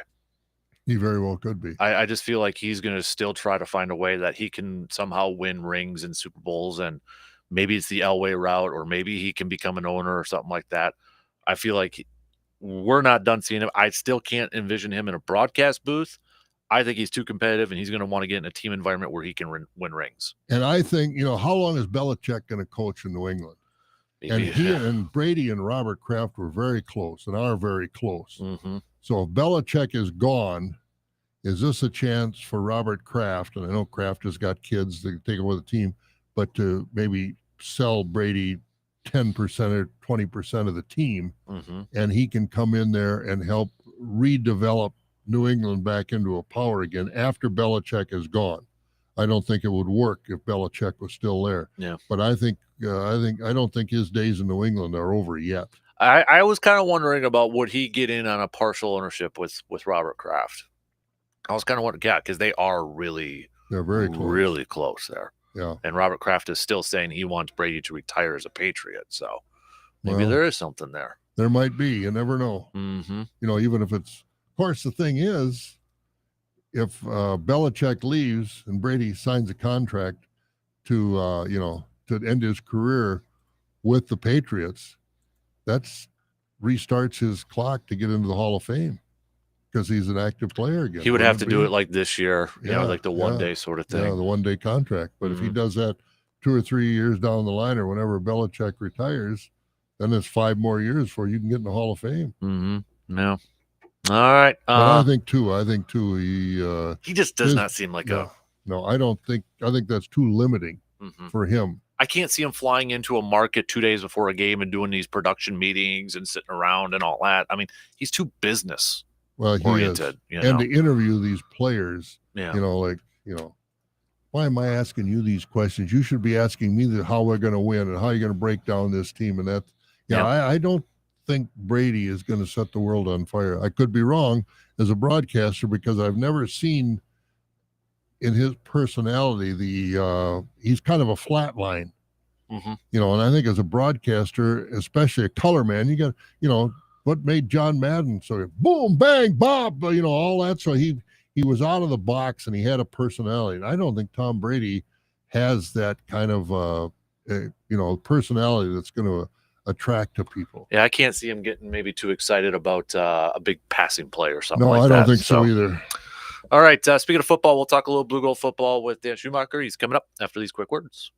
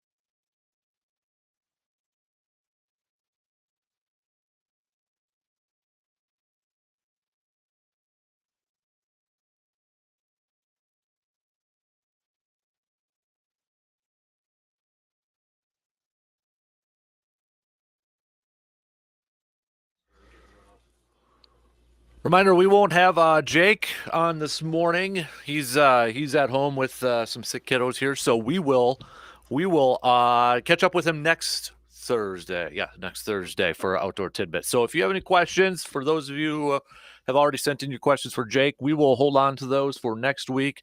But if you have any pressing questions, let us know, and we'll pass those along for Jake for next Thursday. We'll see if Bob's violating any more rules or stuff out there like you usually do. So, well, he didn't come and get me, so I'm good to go. Did Philly fan Dave ever get a deer from your? No, the stand I think is still up out in my tree stand out in my backyard. David, I don't think he ever got one. No, he's waiting for his Eagles this weekend. So Is he? yeah, well, that's why we call him Philly Fan Dave. Well, yeah. There we go. So tell him to get on it. Get it out of there. Yeah, I've never seen him back there. I haven't seen any footprints back there, so I don't know if they ever did go back and use it. You know, he was gung-ho about putting something up there. And, yeah, I know. I talked to him, and he put it up, but and I see deer running around back there again. Mm-hmm. All right. Well, we got, speaking of outdoor activities, we got Jigs Up coming up this weekend. Got Blue Gold Athletic Director Dan Schumacher joining us, donning the Jigs Up hoodie over there. Mm-hmm. Ready? That are on sale online right now on the website. So exactly. I've got one. Yep. Yes, I got one over there too. So how's the sign up going? Really good, very strong. You know what's happened? It surged in the last 2 days as soon as the forecast came out. Yeah. I mean, it's going to be almost 40 and sunny. Mm-hmm. Now it's going to have a little bit of a breeze. You know, some people are nervous about how warm it's been, you know, with the ice, especially when you get to weigh-in time, when all those cars congregate on one part of the lake because we give out the prizes at the view. Mm-hmm. But everybody thinks it's all good from what I hear. So it's on, and I bet you we have a record amount of sales just because of the weather. Yeah, and when it's 10 degrees or minus 10, the casual person on Friday night making that loose decision, do I go out and fish or not, says, nah, I'll stop. But now that it's 40 and sunny, they're starting to get their bucket out and their reels. So that's this Saturday at the fantastic Lake Wissota. 7 a.m. it starts? It's 7 a.m. it starts. The weigh-in starts 7 a.m. to 2 p.m. Prizes at 3. As usual, somebody's going to walk away with a brand new F-150 truck, courtesy of Eau Claire Ford and Rick Moore and his crew. There's ATVs, there's fish houses, there's everything you could possibly imagine. It's about $85,000 to $100,000 in prizes. Nice. So it's a nice deal. It's grown every year. The event has grown every year. We're over 2,000 fishermen. So it's a good deal. It's a great community event. It covers the whole lake. We have weigh stations at the edge on the northern part of Lake Wissota, and then we have one at the view. So you can get your tickets at any of the establishments around the lake. You could go to Jacobson Hardware, to the bait shop right there. You could go online. I'll be out at Wissota Lodge tomorrow night to do a live remote showcasing the new truck, the 22 truck. And I'll have raffle tickets and tickets to sell there for patrons that haven't been able to get out and get them. So small lake, big lake, and the river, Chippewa River, everything. I mean, you wouldn't believe the people that are up by the Mallard Resort. Oh, I know it. You know, and even up where Anson Park is, there's people out there. So it's all over the lake. They cover most in front of the golf course, front of the edge, the Yellow River area. Big crew I always see out there because I kind of make the rounds. And then, of course, Little Lake Wissota is like a small village.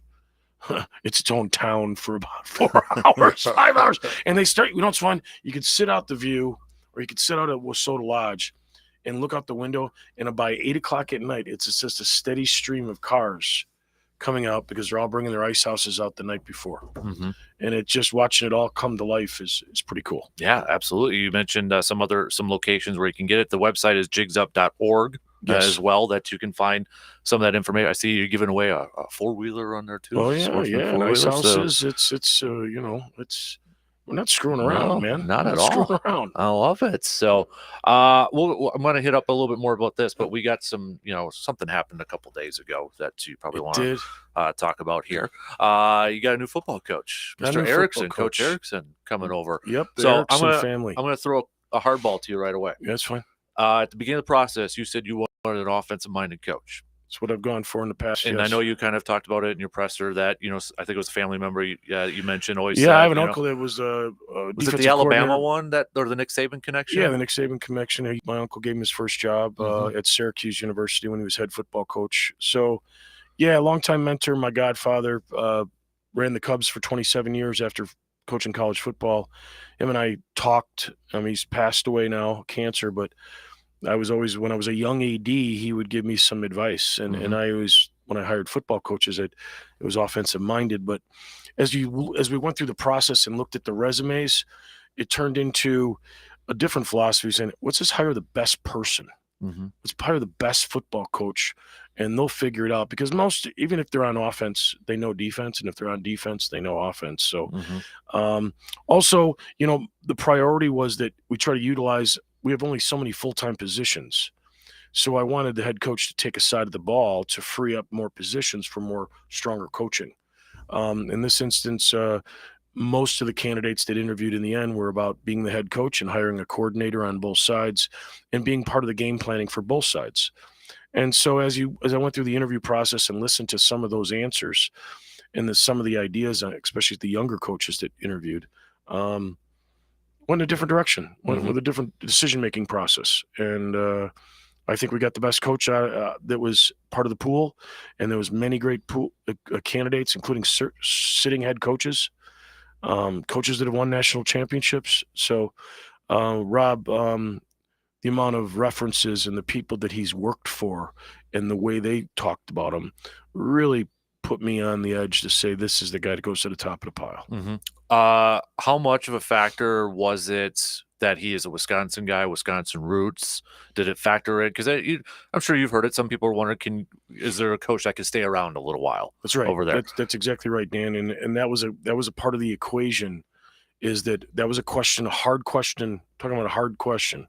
I said, listen, I can't hire another coach that's going to be here 4 years and go for something bigger and better. And when you think about it, Dan Larson and Wesley have left for Division I programs, and they didn't win. But the football business, they know who's a good football coach and who's not, the inner workings of football. And that's why they hired him. I asked him point blank, are you going to be here and gone? And he's at the age of, he's 50 years old. I mean, he's like, no, I'm done moving. My kids are older. I want to create roots for my family to have a central base. And I get a chance, and he's always wanted to be a head coach, and he got a chance to be a head coach. Now, he was a finalist down at Whitewater. But we win. Yeah, I was going to the Whitewater thing, I think, probably sparks more interest than, no offense to like the South Dakota one, but do you think the Whitewater one maybe sparks a little bit more interest from fans? Because we've heard about Whitewater football for how long? And he was at the national championship. He's coached in the national championship game. He was Coach Bullis's right-hand person as the defensive coordinator. He was part of the big turnaround at Platteville eventually when Coach Emmendorfer, his first 12 seasons, he didn't have a winning record. But then he hired Rob and brought in a couple other people, and the next thing you know, they're 10-2 and in the playoffs. And then the following year, they were 8-2, didn't make the playoffs. And that's when Bullis turned around and hired Rob away from Coach Emmendorfer in Platteville to come to Whitewater to coach, and then they go to the national championship game. So, and he's been the last two with South Dakota State. So, been there, done that. He talked about the game day jitters and some of the mental aspects that he's learned. And so I think he's going to be a good football coach, and he wants to stay here. And his wife and him are very vibrant, and they want to be part of this community and get involved. And their kids are all athletes, and they're getting in they're in their high school years. One's going to wrestle. Okay. Their oldest daughter's going to go wrestle for Sioux Falls. Nice. And the other kids are younger freshmen and sophomore that are in their prospective sports. So it's a good family. Welcoming him to Eau Claire, and he'll be here. He's coming back on Friday with his son to ice fish. Nice. So he's going to ice fish, and the jig's up. Good deal. 5 o'clock, go to the basketball game. We're going to introduce him at halftime of the basketball game, and then take him to the hockey game at 7 and introduce him between the first and second period. So we make the rounds. And then he'll be here Monday starting full-time. Oh, no, already hitting the ground running. Oh, yeah. Yeah. He's got to hire staff, and that takes some work and some conversation. You mentioned hiring staff, too. I do wanted to ask because, Mike, who's been interim coach a couple times for you guys, and he's probably been put in a difficult spot the last couple times. But can you just talk about how vital he has been for your program? Probably one of the most professional situations I've dealt with. It's just remarkable that Mike handled things with such dignity and class, and he applied twice. And that's difficult conversation for me to have. And then it's very uncomfortable. It's never going to be a comfortable conversation when it comes to that. But in the end, I was committed to Mike, and because of what Mike has done in the interim and keeping the team together, and the feedback that I got from the team, and because I would do weekly Zoom calls with the team to keep them updated in the process for the last month. it just meant to say, Coach, I want to hire you as the head football coach, but Mike's staying on right now as part of the conduit. And we need that conduit for the new coach to understand how it transitioned, what went on in the past, things like that. So Mike is very valuable, and his future will like Mike has handled everything. He's made it through 2 coaching staffs, and he's going through his 3rd because he's that type of guy, and he's a good man, and he's trustworthy, and he knows the game of football, and he's an offensive line guy. Yeah, because that's rare to see somebody still stick around for a couple times. You're exactly right. And I just think that's really, and I thought that was, like you said, professional is the best way maybe to describe that. He has values and integrity because he's about to have his 2nd child. He loves this community. He doesn't want to be that other football coach that stays for 4 years and then leaves for bigger things. Right. He wants to have some roots. His wife has a good job here. They're making a family of things, and I respect the heck out of it. He's not chasing that muse, but he wants to be the best he can here. I know we only got a minute, but can you stay longer? Of course you can. I can stay as long as you guys want, man. All right, because I know Bob's probably got some questions. I got a staff meeting at 9, and we'll get you out of here in time before that. Yeah, definitely. So I'm going to hold off on my other questions here because we got the shot Fire clock away, coming baby. off here. Fire away. Over there. So are you going to try ice fishing a little bit? Are you going to go out there? And I fool around once in a while. Yeah? I fool around a little bit. Yeah. I actually. Are you more of the guy that walks around and, maybe a beverage or two? Sort of thing? You identify the properties on the lake. I know he knows where Art Hebert lives. And that's where I'll be tomorrow. It's easy to climb up that yard. And for those that don't know, Art lives on the river, and he's the one that paints something in his yard every year. Every 4th of July week, he's got some kind of thing. That's awesome. So there's a lot of good folks that are going to be out there. Yeah, I'm going to be there early in the morning when things starts off, and then I'll go up to make my rounds around. A lot of what we've added is a great component is you could be at any bar or restaurant, and one of the TV screens is constantly scrolling with the fish that were caught in the names. Oh, sweet. Yeah, so we have technology now to do that at the edge, and so leaderboards going on there. Correct. So what the winner is just who's got the most weight and fish? No, it's a contest, not a tournament. So we do every other 3rd or 5th fish for the prizes that are registered. Okay. But everybody who registers a fish, those tickets go back in the big wheel to win the truck. Oh, so you could get a fish this big and win the truck and still win the whole thing. Yep. Anybody didn't know it was 3 inches or something like that, which is probably the biggest Bob can ever get. I don't dig a very big hole. No, I'm gonna fool around. I'll probably fool around in the afternoon a little bit and enjoy that. Art Hebert is having people over that'll be fishing in front of his house, so probably stop by and say hi to some people there, and nice people up at the Mallard that I know, and then the edge, and make my rounds, and sweet. All right, we got shot clocks ticking off right now, but quick break. We'll be back more with Dan Schumacher after this news update.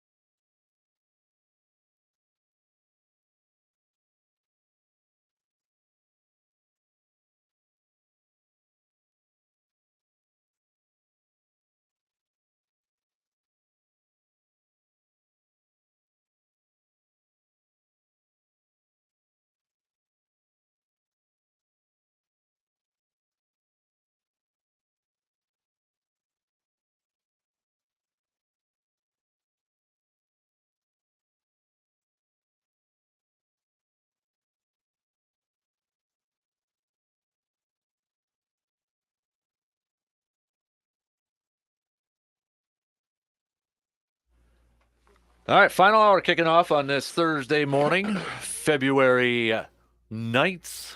Big thanks to everybody tuning in. We got a couple of shout outs from people listening in Winter and Park Falls this morning. So how about that?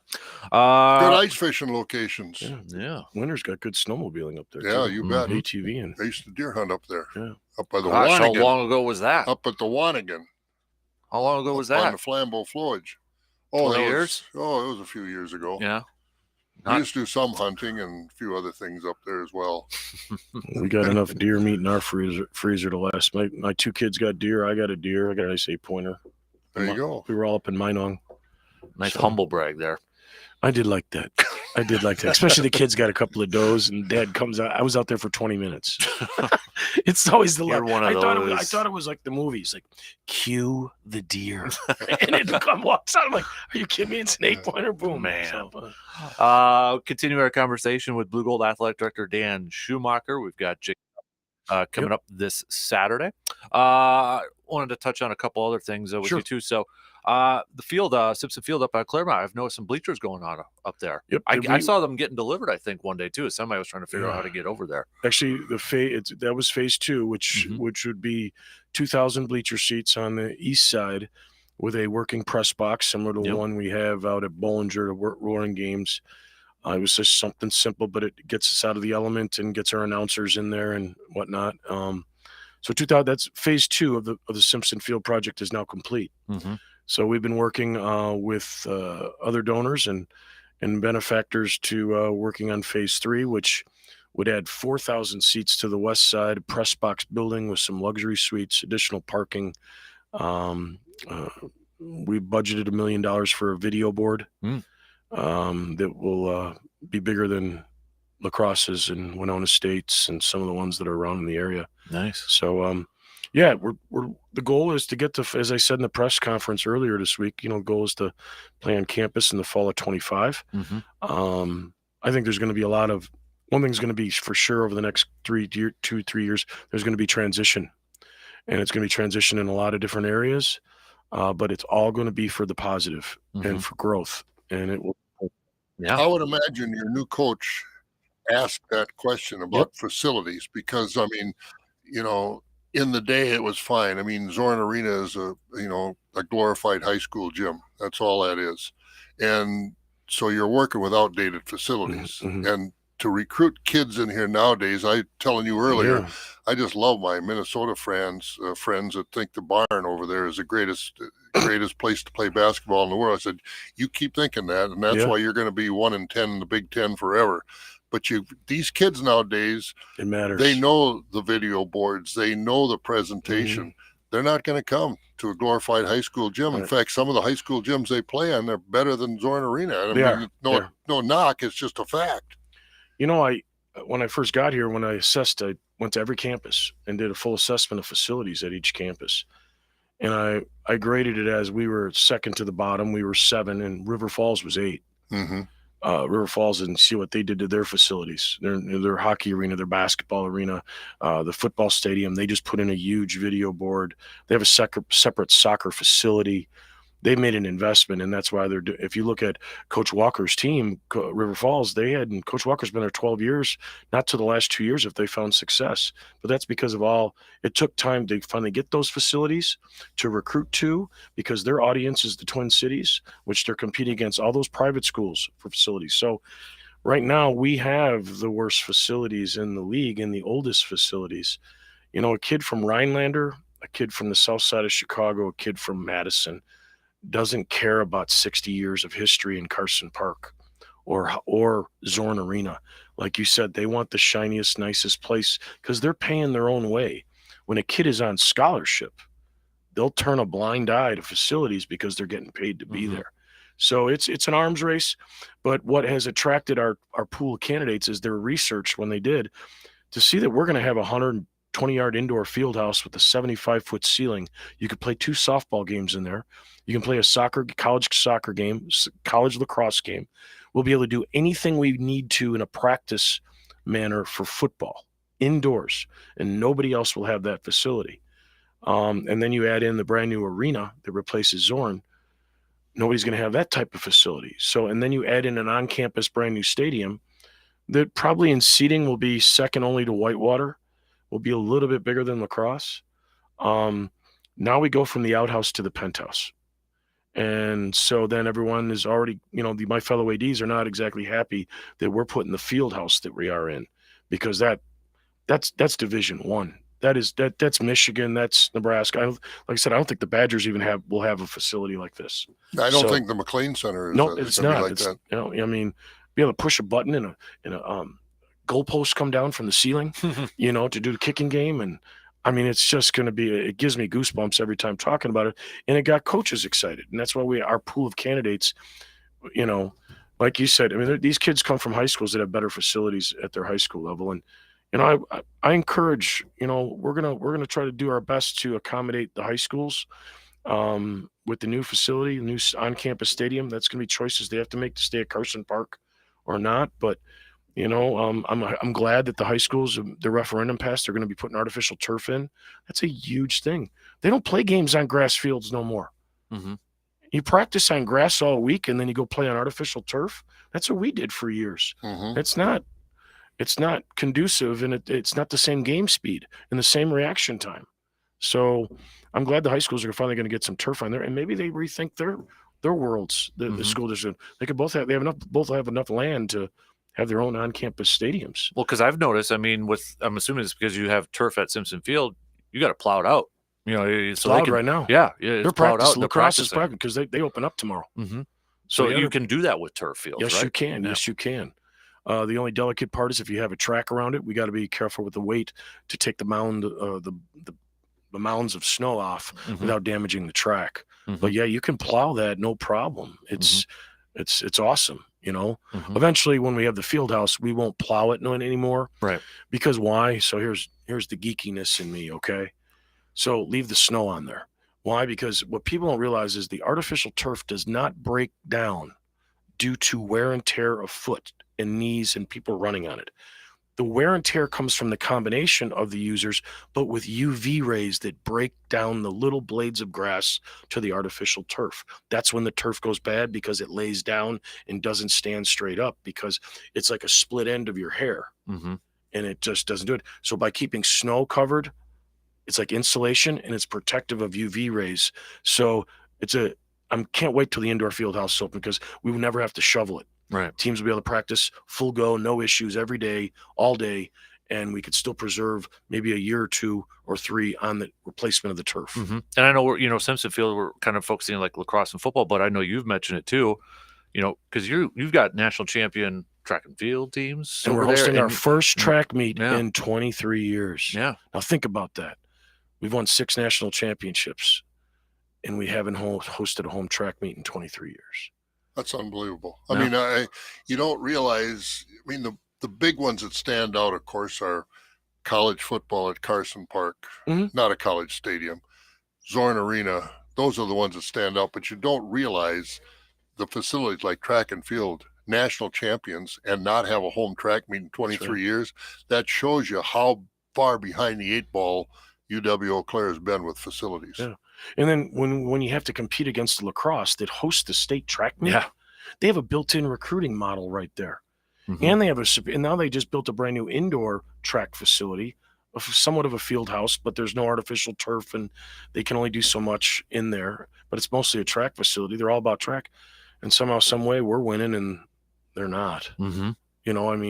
They have all the facilities in the world to recruit the best, and Coach Schneider and Coach Schwamberger just do an amazing job. And when you talk to Coach Schneider, it's not about winning the WIAC. It's national champions. We're just going to peak at the right time. And there was comments last year, how do you guys do it every year? You're ranked 10th in the country. I was going to say, because there's not, like, oh, okay, they finished second in a WIAC or something like that. Like, okay, so maybe they're not going to do anything in the national champion. But nope, it's like, to be fair, national Chip's champions. got a way of getting those guys peaked at the right time, event per event, and that coaching staff does a wonderful job, and that's why they're as great as they are. Mm-hmm.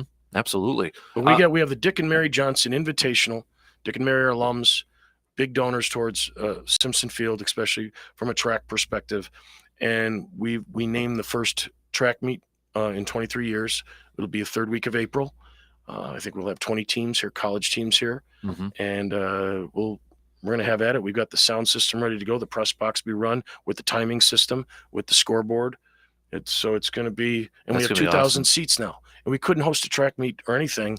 We were doing soccer and lacrosse games, but we had portable bleachers. Right. Now we actually have bleachers where you just go in and sit and get a pie and watch the soccer games or watch the track meet, and we'll be able to accommodate the crowd. That's awesome. Yeah. I want to catch up on a couple other sports that going on right now.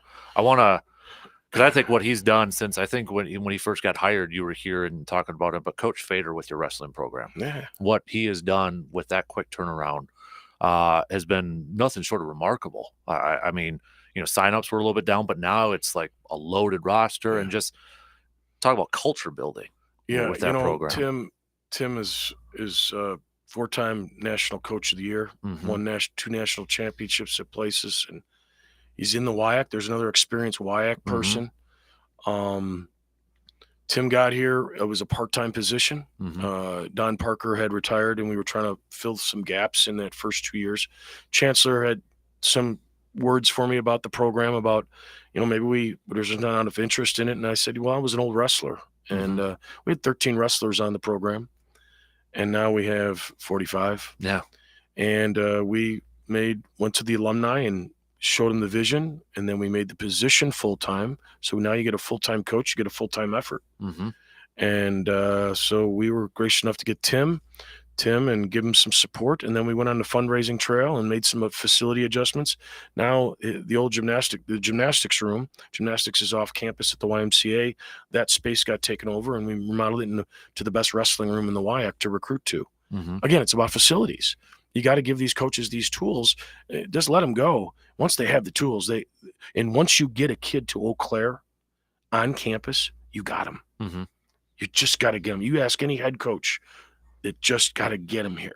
Just got to get them here, because then everything else they have to measure up to Eau Claire, because of the quality of this community, the campus beauty, the water, the woods, the new buildings that have been built, and more coming. New science building in the next 2 years.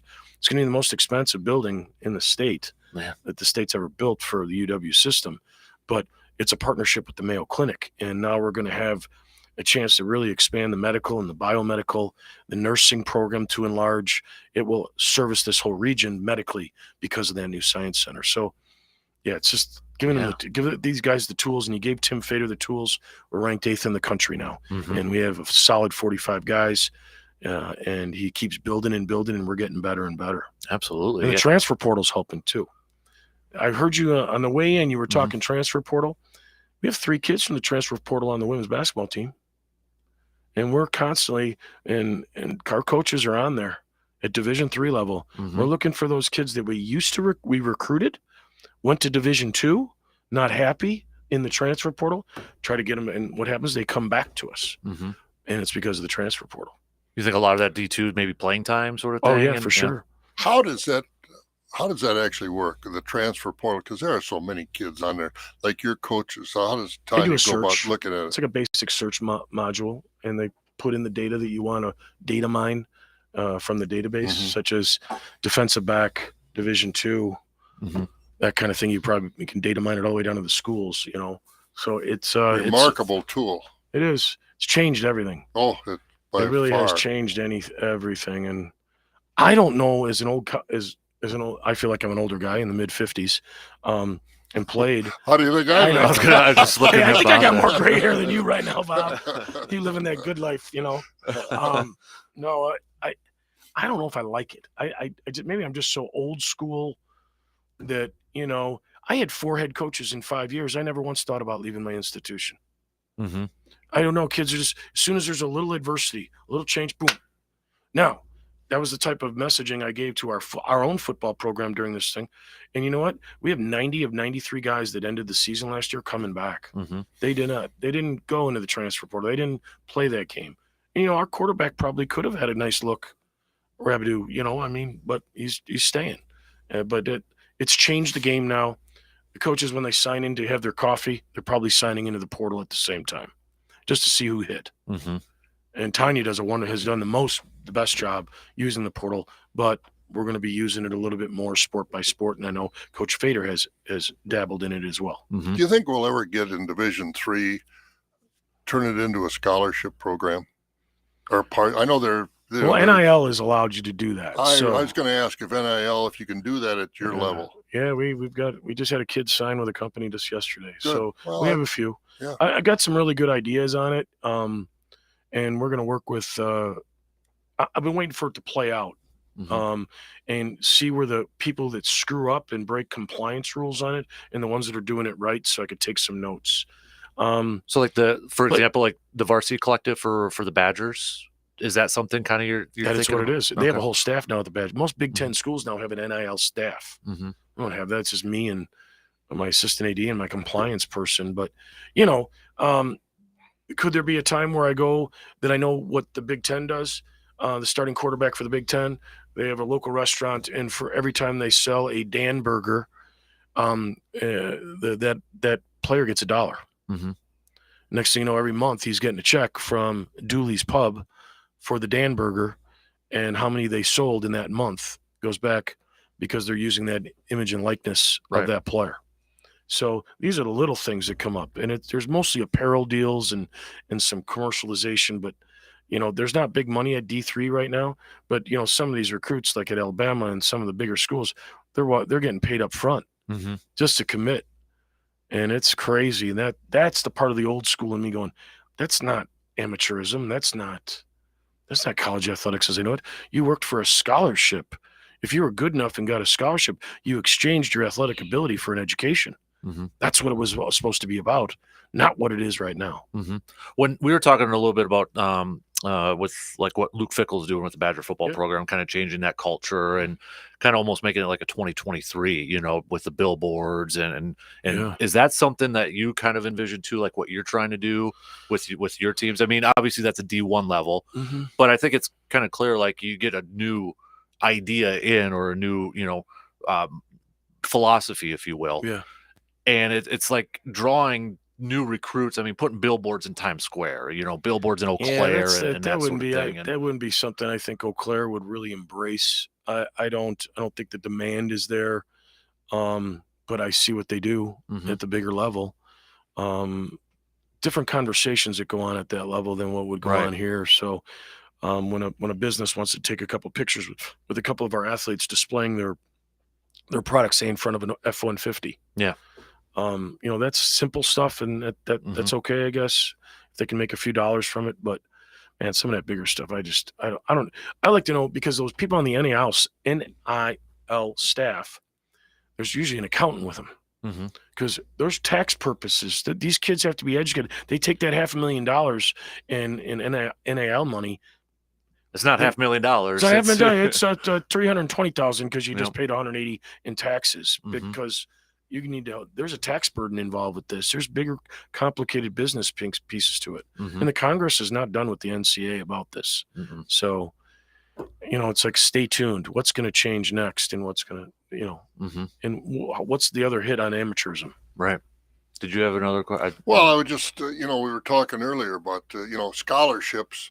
Now the NCAA was so archaic. You know, we talked about if a kid all of a sudden had to go home for a funeral, they couldn't give him money for a plane fare. You know, he didn't have money. But with the NIL now, they do that. But in Division III, without scholarships, that would never be a problem. Say if you had an athlete and he had to go home for an emergency and he didn't have the money, a business or a fan could give him that money and he could go. He could go. And so, you know, you're not comparing apples to apples. A scholarship obviously is worth a lot of money. There's no question about it. But we got to get amateurism defined. So my big idea is, and I've been hell-bent on this since I got here, because I was at Division I and Division II.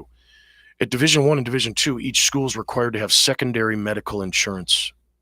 So every student athlete has to show primary insurance. It's usually mom and dad's insurance, or it's Badger Care or something like that. And then, but at Division II and Division I, you're mandated, the NCAA mandates you to back up that with secondary insurance, so those athletes never have a bill. It's not like that at Division III. You got to, so like right now, I've got an athlete that has a bill, and they're like, "Hey, we've been playing for you, and you know, no help." And no, there is no help. It's You knew that going in. But what I would like to do is do an NIL deal with a medical provider that would give us that secondary. They would get the publicity of medically ensuring that these kids, if they have bills left over or they have services that they need, such as rehab, it's getting taken care of. I'm trying to figure out how to do that in a big totality wise, which is, maybe a couple $100,000 in investment by a medical provider to provide secondary insurance to our athletes. Mm-hmm. But again, that's a hang up of getting the NIL, getting kids from scholarship level to come from 1 or 2 down to Division 3. Right. That's just one thing that's a detriment to the move. Because no kid's going to want to come there, and if he blows out his knee, and all of a sudden he's got $4,000 in medical bills on top of his tuition. Mm-hmm. So that's what I'm like, how inequity, there's an inequity within the NCAA right there, how they treat athletes. We're the true amateur athlete left. Mm-hmm. Well, there's no question about that. Yeah, with So, NIL and the scholarships and everything else that goes on in Division 1, and at the same time, I'm also capitalistic. If you can get the money, take the money. Yeah. Oh, absolutely. I don't think there's anything wrong with it. I just think the NCAA has to figure this out. Right. I mean, Division 1 is going to fill a 75,000 seat stadium in Madison. Division 3, Eau Claire, 4, 5, 6,000 hopefully. But still in all, the athletes are still amateurs. Yes, they are. And so, you can get hurt playing in Eau Claire just like you can in Madison, and Madison's taken care of. The Eau Claire athlete isn't. You got to get some equality That's here. exactly what happens. They don't never have to worry about a medical bill when they're playing for the Badgers. Right. As long as they follow the policies and the protocols that the training staff has. Before I ask you a couple quick questions here, before we let you go about your winter sports, but I want to ask you, be honest, did you imagine the instant success you would have had with lacrosse and men's soccer with when you bring in those programs back and the 2 coaches that you brought in? No, that would you have to figure a 3 to 4 year deal to take all the freshmen that we did in men's soccer and do what we've done. And we actually should have made the NCAA tournament the first year. Mm-hmm. And then we won an NCAA playoff game in year 2 and should have won in the kickoff, the penalty, or what do you call it? Like overtime deal. Yeah. Where you got a chance to get free, like a hockey game, get it in the goal, shootout. Sorry, I was losing my chance for words. That's the age in me right now. I'm losing the chance for words. But, women's lacrosse did a wonderful job. We don't have a conference, but now we do. If you saw our announcement this week, we've got a conference now, which would be a WIAC sport. Other schools are coming along. Well, I imagine there'll be a couple other WIAC schools that will be starting women's lacrosse and men's soccer. So it's funny that, 6 years ago, 5 years ago, we started with sport expansion. People dropped sports. We started 3. Now all the other sister schools are all, when I was at the NCAA convention, we're sitting around a round table, all the ADs and chancellors. All of a sudden now they're taking page out of Eau Claire's thing for enrollment growth because everybody's hurting in enrollment. And so now you got Stevens Point starting 4 programs because they need bodies and they pay their own way. There is no overhead for scholarship. What did Stevens Point do to do it? They put artificial turf out there. Now they can have women's lacrosse and men's soccer right away because they got artificial turf. So enrollment growth, this enrollment cliff that's coming in 25 is going to be tough on the entire UW system. And those sports are key. And I would be a bit surprised if we're not adding a couple more here soon. Really? A little tease there. Yeah, a little tease. I like something. I like that. But no, it's I'm happy for coaches. The coaches have done a wonderful job recruiting. And our lacrosse coach has gone everywhere from Colorado to Maryland in recruiting. Baseball too. Baseball. I mean, we got kids from Georgia and Alabama and North Dakota, and so coach is a little bit more diversified in his recruiting base based on how many travel teams he's coached against, and he knows other coaches. So yeah, I'm really happy with where everything's going. I think baseball is going to make another move, but men's soccer, I believe, is going to be very strong over the next 2 years. And there's a transfer portal situation. This past year, we got 2 Division I transfers, and one of them became one of the leading scorers in the country. So, yeah, it's pretty cool. It's pretty cool. And lacrosse starts tomorrow. That's a quick turn. Down in Texas. Yeah. Man, look at that.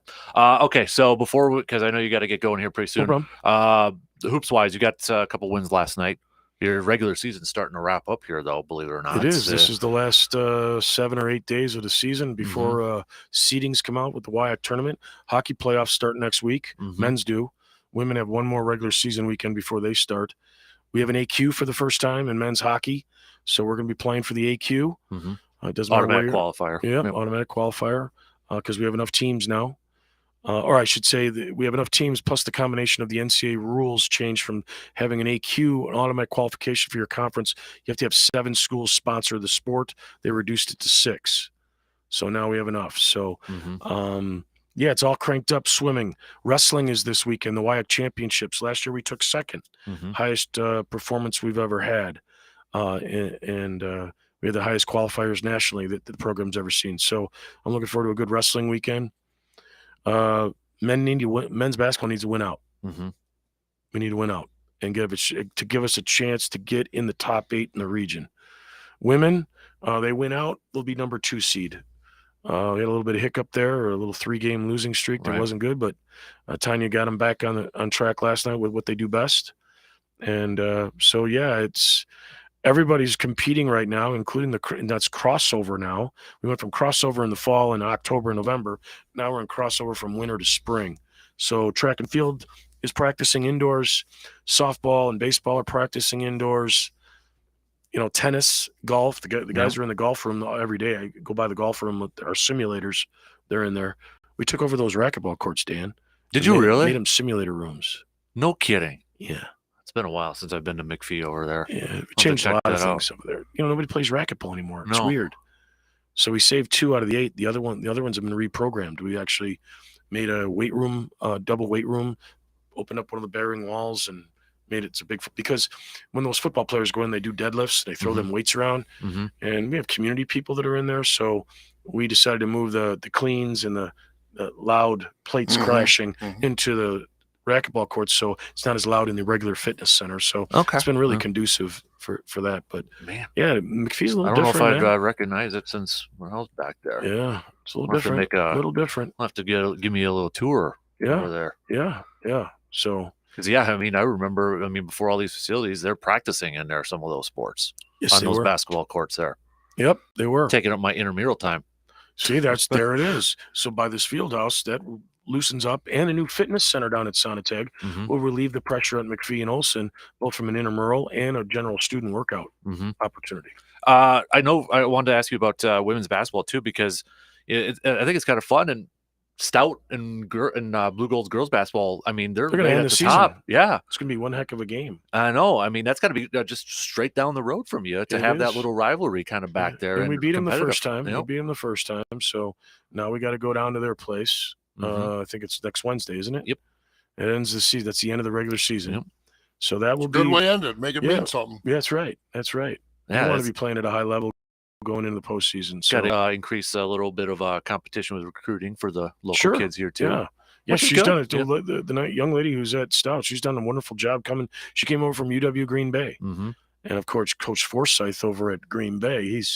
He's an awesome basketball coach. He's probably got the biggest name, and he's been in the NCAA tournament with the Phoenix a bunch of years, and he's the toast of the town over there. And so she had good tutelage as a player and as a coach over there with that program. So brought it to Stout and doing a nice job. Well, she's her sister is my little guy's kindergarten teacher. So she's always like, because I'm Blue Gold alum. So she's got to go with Stout. Little jab. Yeah. It's like when they were playing their first game, I told Hudson he was going to have to wear his Blue Gold hat to class and just kind of, our gymnastics coach sister was a gymnast at Stout. So they jab each other. And even though Jesse was at Nebraska, she's Big Ten freshman of the year. But there's another program that's changed. A couple wins. Yep. We haven't won in a long time. And so Jesse's just the high energy of that young person and her credibility because of what she accomplished in the sport speaks wonders to the young ladies that are in that program. They listen and they want to learn from someone like her. Yeah. And there's another thing. We made an investment. We made an investment to a larger facility off campus for better practice.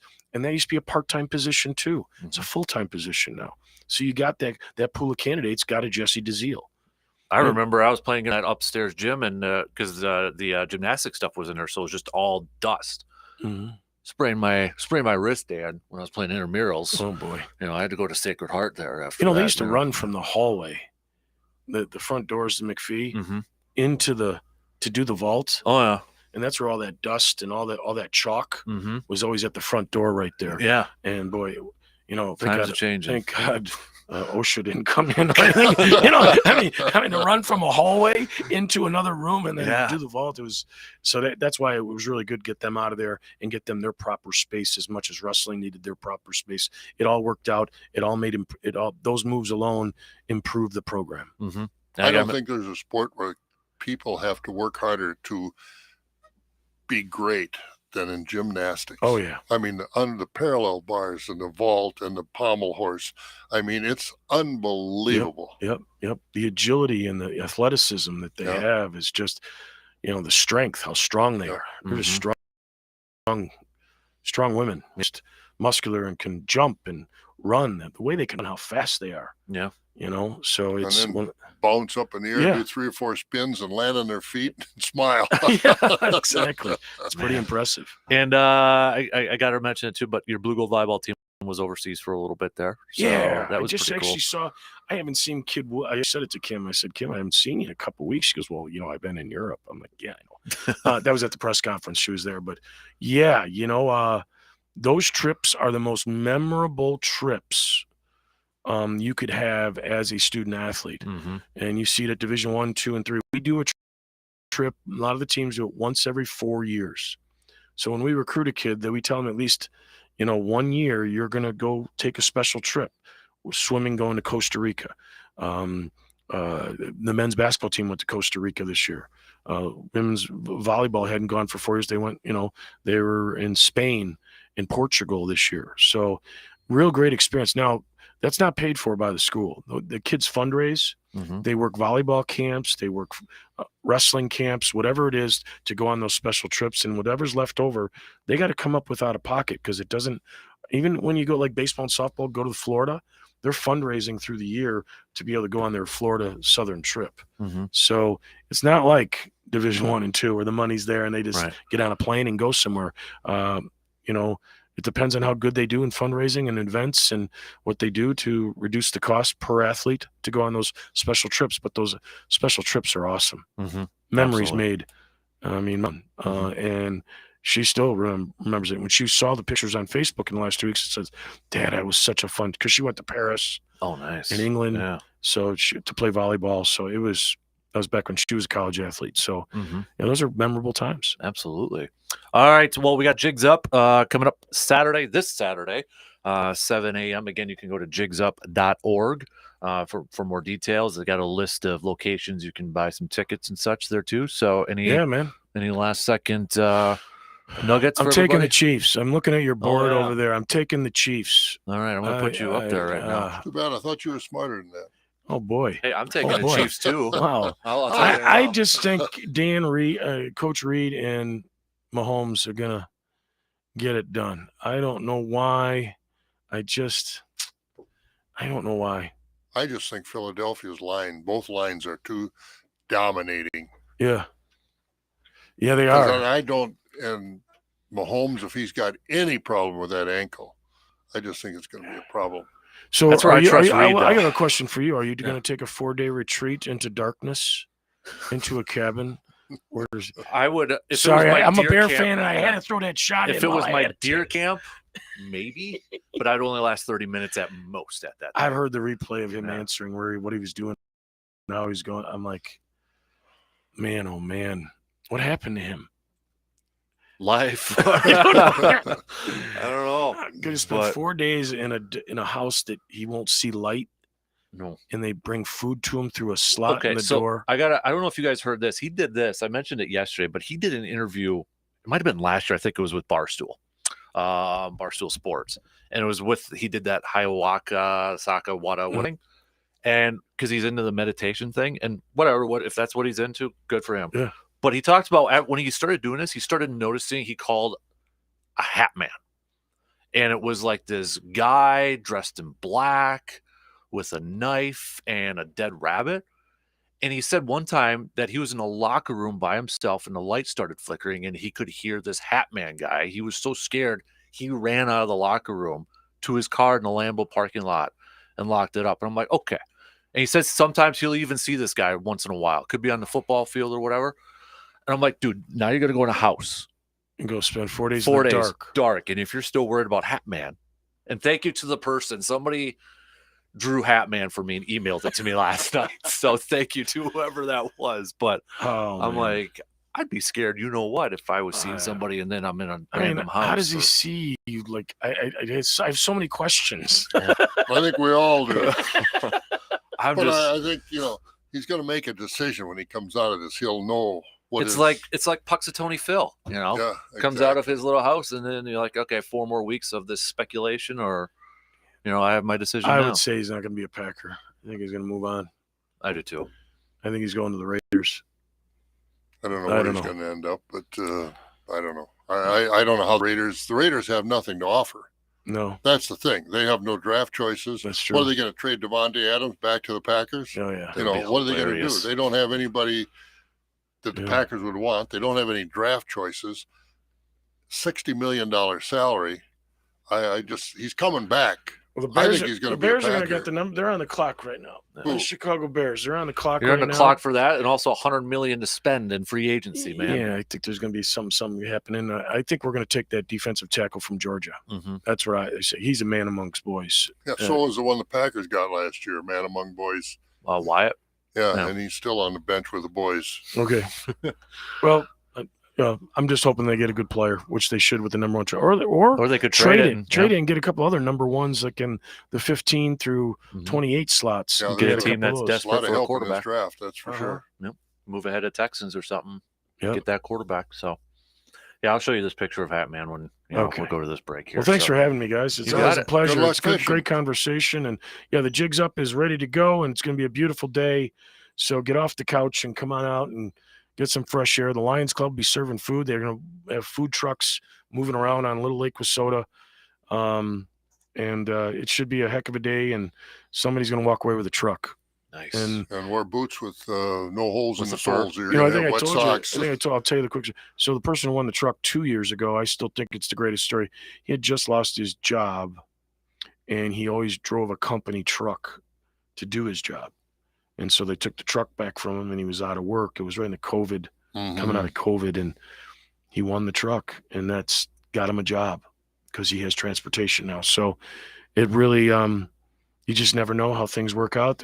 Something like that, guy catches a small fish and registers it and wins a truck and changes his life because he can go back to work and provide for his family. So it's rewarding in some areas, and then you got people that we've had to give lie detector tests to.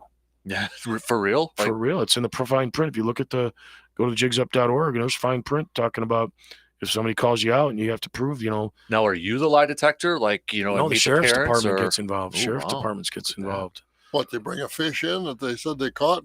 So it's 7 a.m., right? Yeah. The weigh station opens up. And Yeah. there's guys waiting in line. When did you catch that fish? Oh. Where's that fish been? Has it been in an aerator? I mean, ice fishermen are notorious cheaters. I mean, it's real. I mean, it's real. And we've had people call other people out saying, no, that fish was not caught here. And they say it's not that hard to catch a fish, is it? Ice fishing? We caught 1,000 fish last year on Lake Wissota. But I mean, it doesn't have to be a certain size to enter. Any fish you catch, you can enter. Well, the challenge came in after they won the prize. So there was a certain person, if I remember right, from a couple of years ago, won the $1,000 Shields gift card. And somebody challenged, says, that fish that he registered to win that wasn't caught. So, there's people out there that challenge you. But that's why I said Friday night, when you see all them fishermen coming out getting set up for 7 a.m., what do you think they're doing overnight? And I'm not trying to be, but I just think they can get a big old sucker and enter it, the night before or something like that. So, but it's fun and it's all good fun. 99% of the people have a great time and do all the right things, and you have one of those hiccups once in a while. But that's the nature of the beast. My kid's goldfish, it's turned white now, but it's just big. Register it. That's what I'm thinking. I might bring that thing over because it's ugly right now. So, It's a great event. See everybody out on Lake Wissota. You got it, Dan. Thanks for stopping by. And I know we kept you a little long, so. Oh, it's all right. I got time to get to my staff meeting. All right. We're all good. Well, you're the boss. You're in charge anyway, so. You got to be on Lombardi time, though. You got to make sure you're on Lombardi I'm 5 minutes time. away. They'll be there. Set a good example for the staff. Thanks for having me. You got it. All right, quick break. We'll be back in just a few minutes.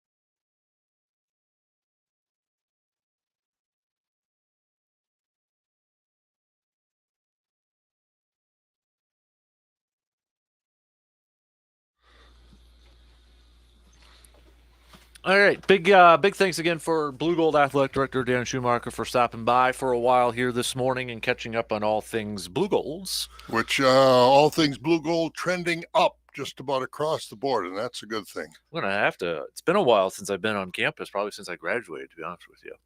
No, Really? we did a show there a couple times there, but I haven't been to McPhee in a long time. No, I haven't been in McPhee in a long time either. Down there for some swimming and things like that, and some my kids were little, playing some youth basketball. But no, I haven't been in there in a long time either. I want to check it out again. And I drove by the river the other night. It was dark, but I could see the framing up for some of the new facilities, and it's going to be exciting. Yeah, I drive by it every day, twice a day at least. Yeah. So it's going up there too. But it's going to be weird. Not weird in a good way, like just because it's, something completely new and different.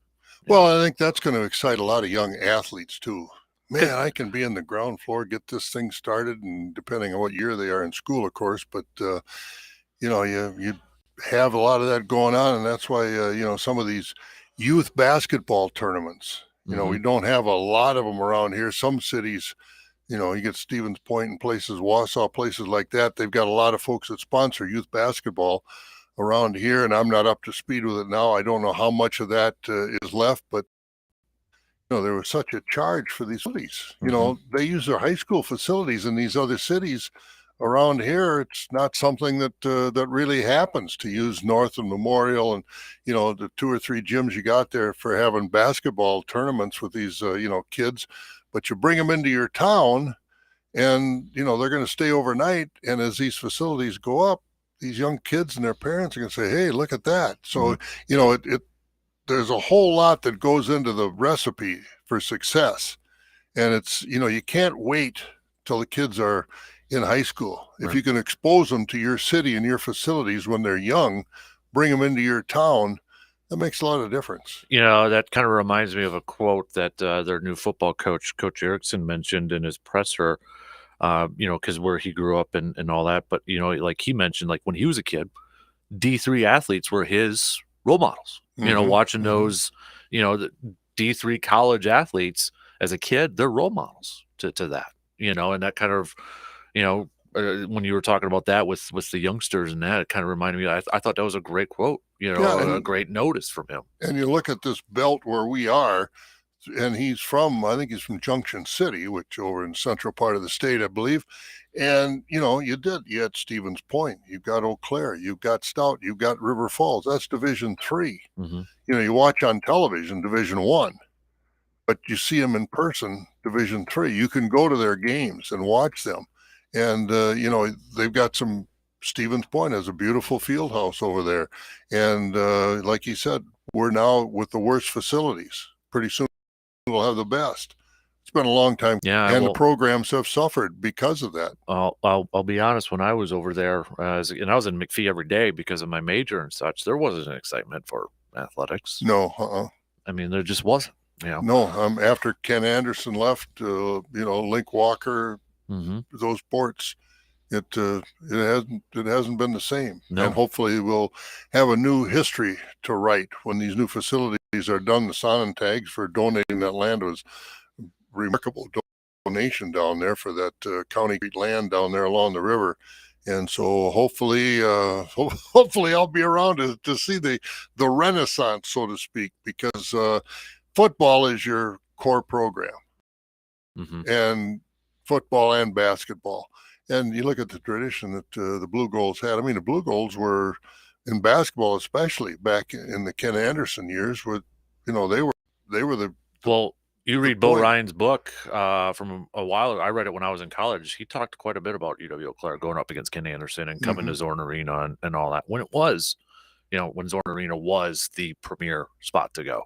And I mentioned this before when the Blue Goals went down and played the University of Iowa. And the coach that went out to Lute Walker, Lute Olson. Lute Olson, thank you. When he went out to Arizona, he was very successful. But he said that team that had Gib Hines and the young man from up at Ladysmith and the kid from Beloit, Jimmy, what was his name from Beloit, the guard, I can't say his name right now, and I know it.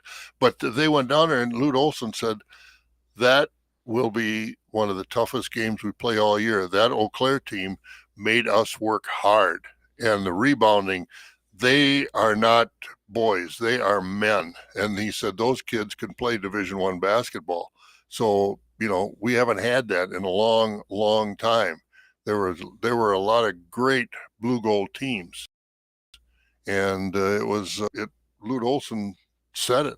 They beat the Blue Golds, obviously, but he said that's as tough a game we're going to have outside the Big Ten all year. Mm-hmm. So got to get that tradition back, and hopefully we're on the right track. Dan and the coaches and the administration at the university are on the right track, and I think they are. We're going to get some beautiful facilities, and I think the kids are going to be responding to that as far as coming to school here. Mm-hmm. I agree.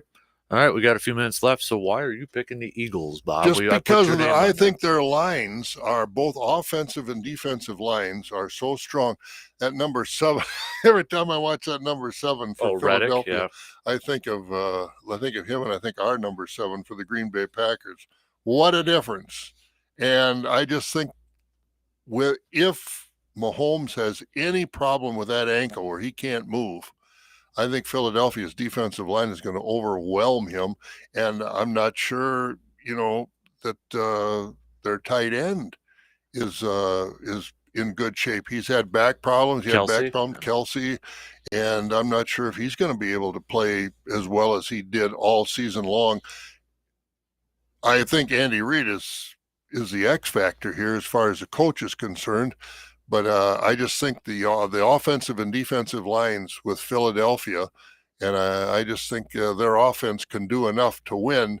And if there's any hint of Mahomes not being 100% with that ankle, I think they're going to be in trouble. I just think Philadelphia can win that game. I think it's going to be a good game. Yeah, I think the biggest key that's going to decide it all is who wins the turnover battle in this one. I honestly think it's going to be like a 31-30 type of game.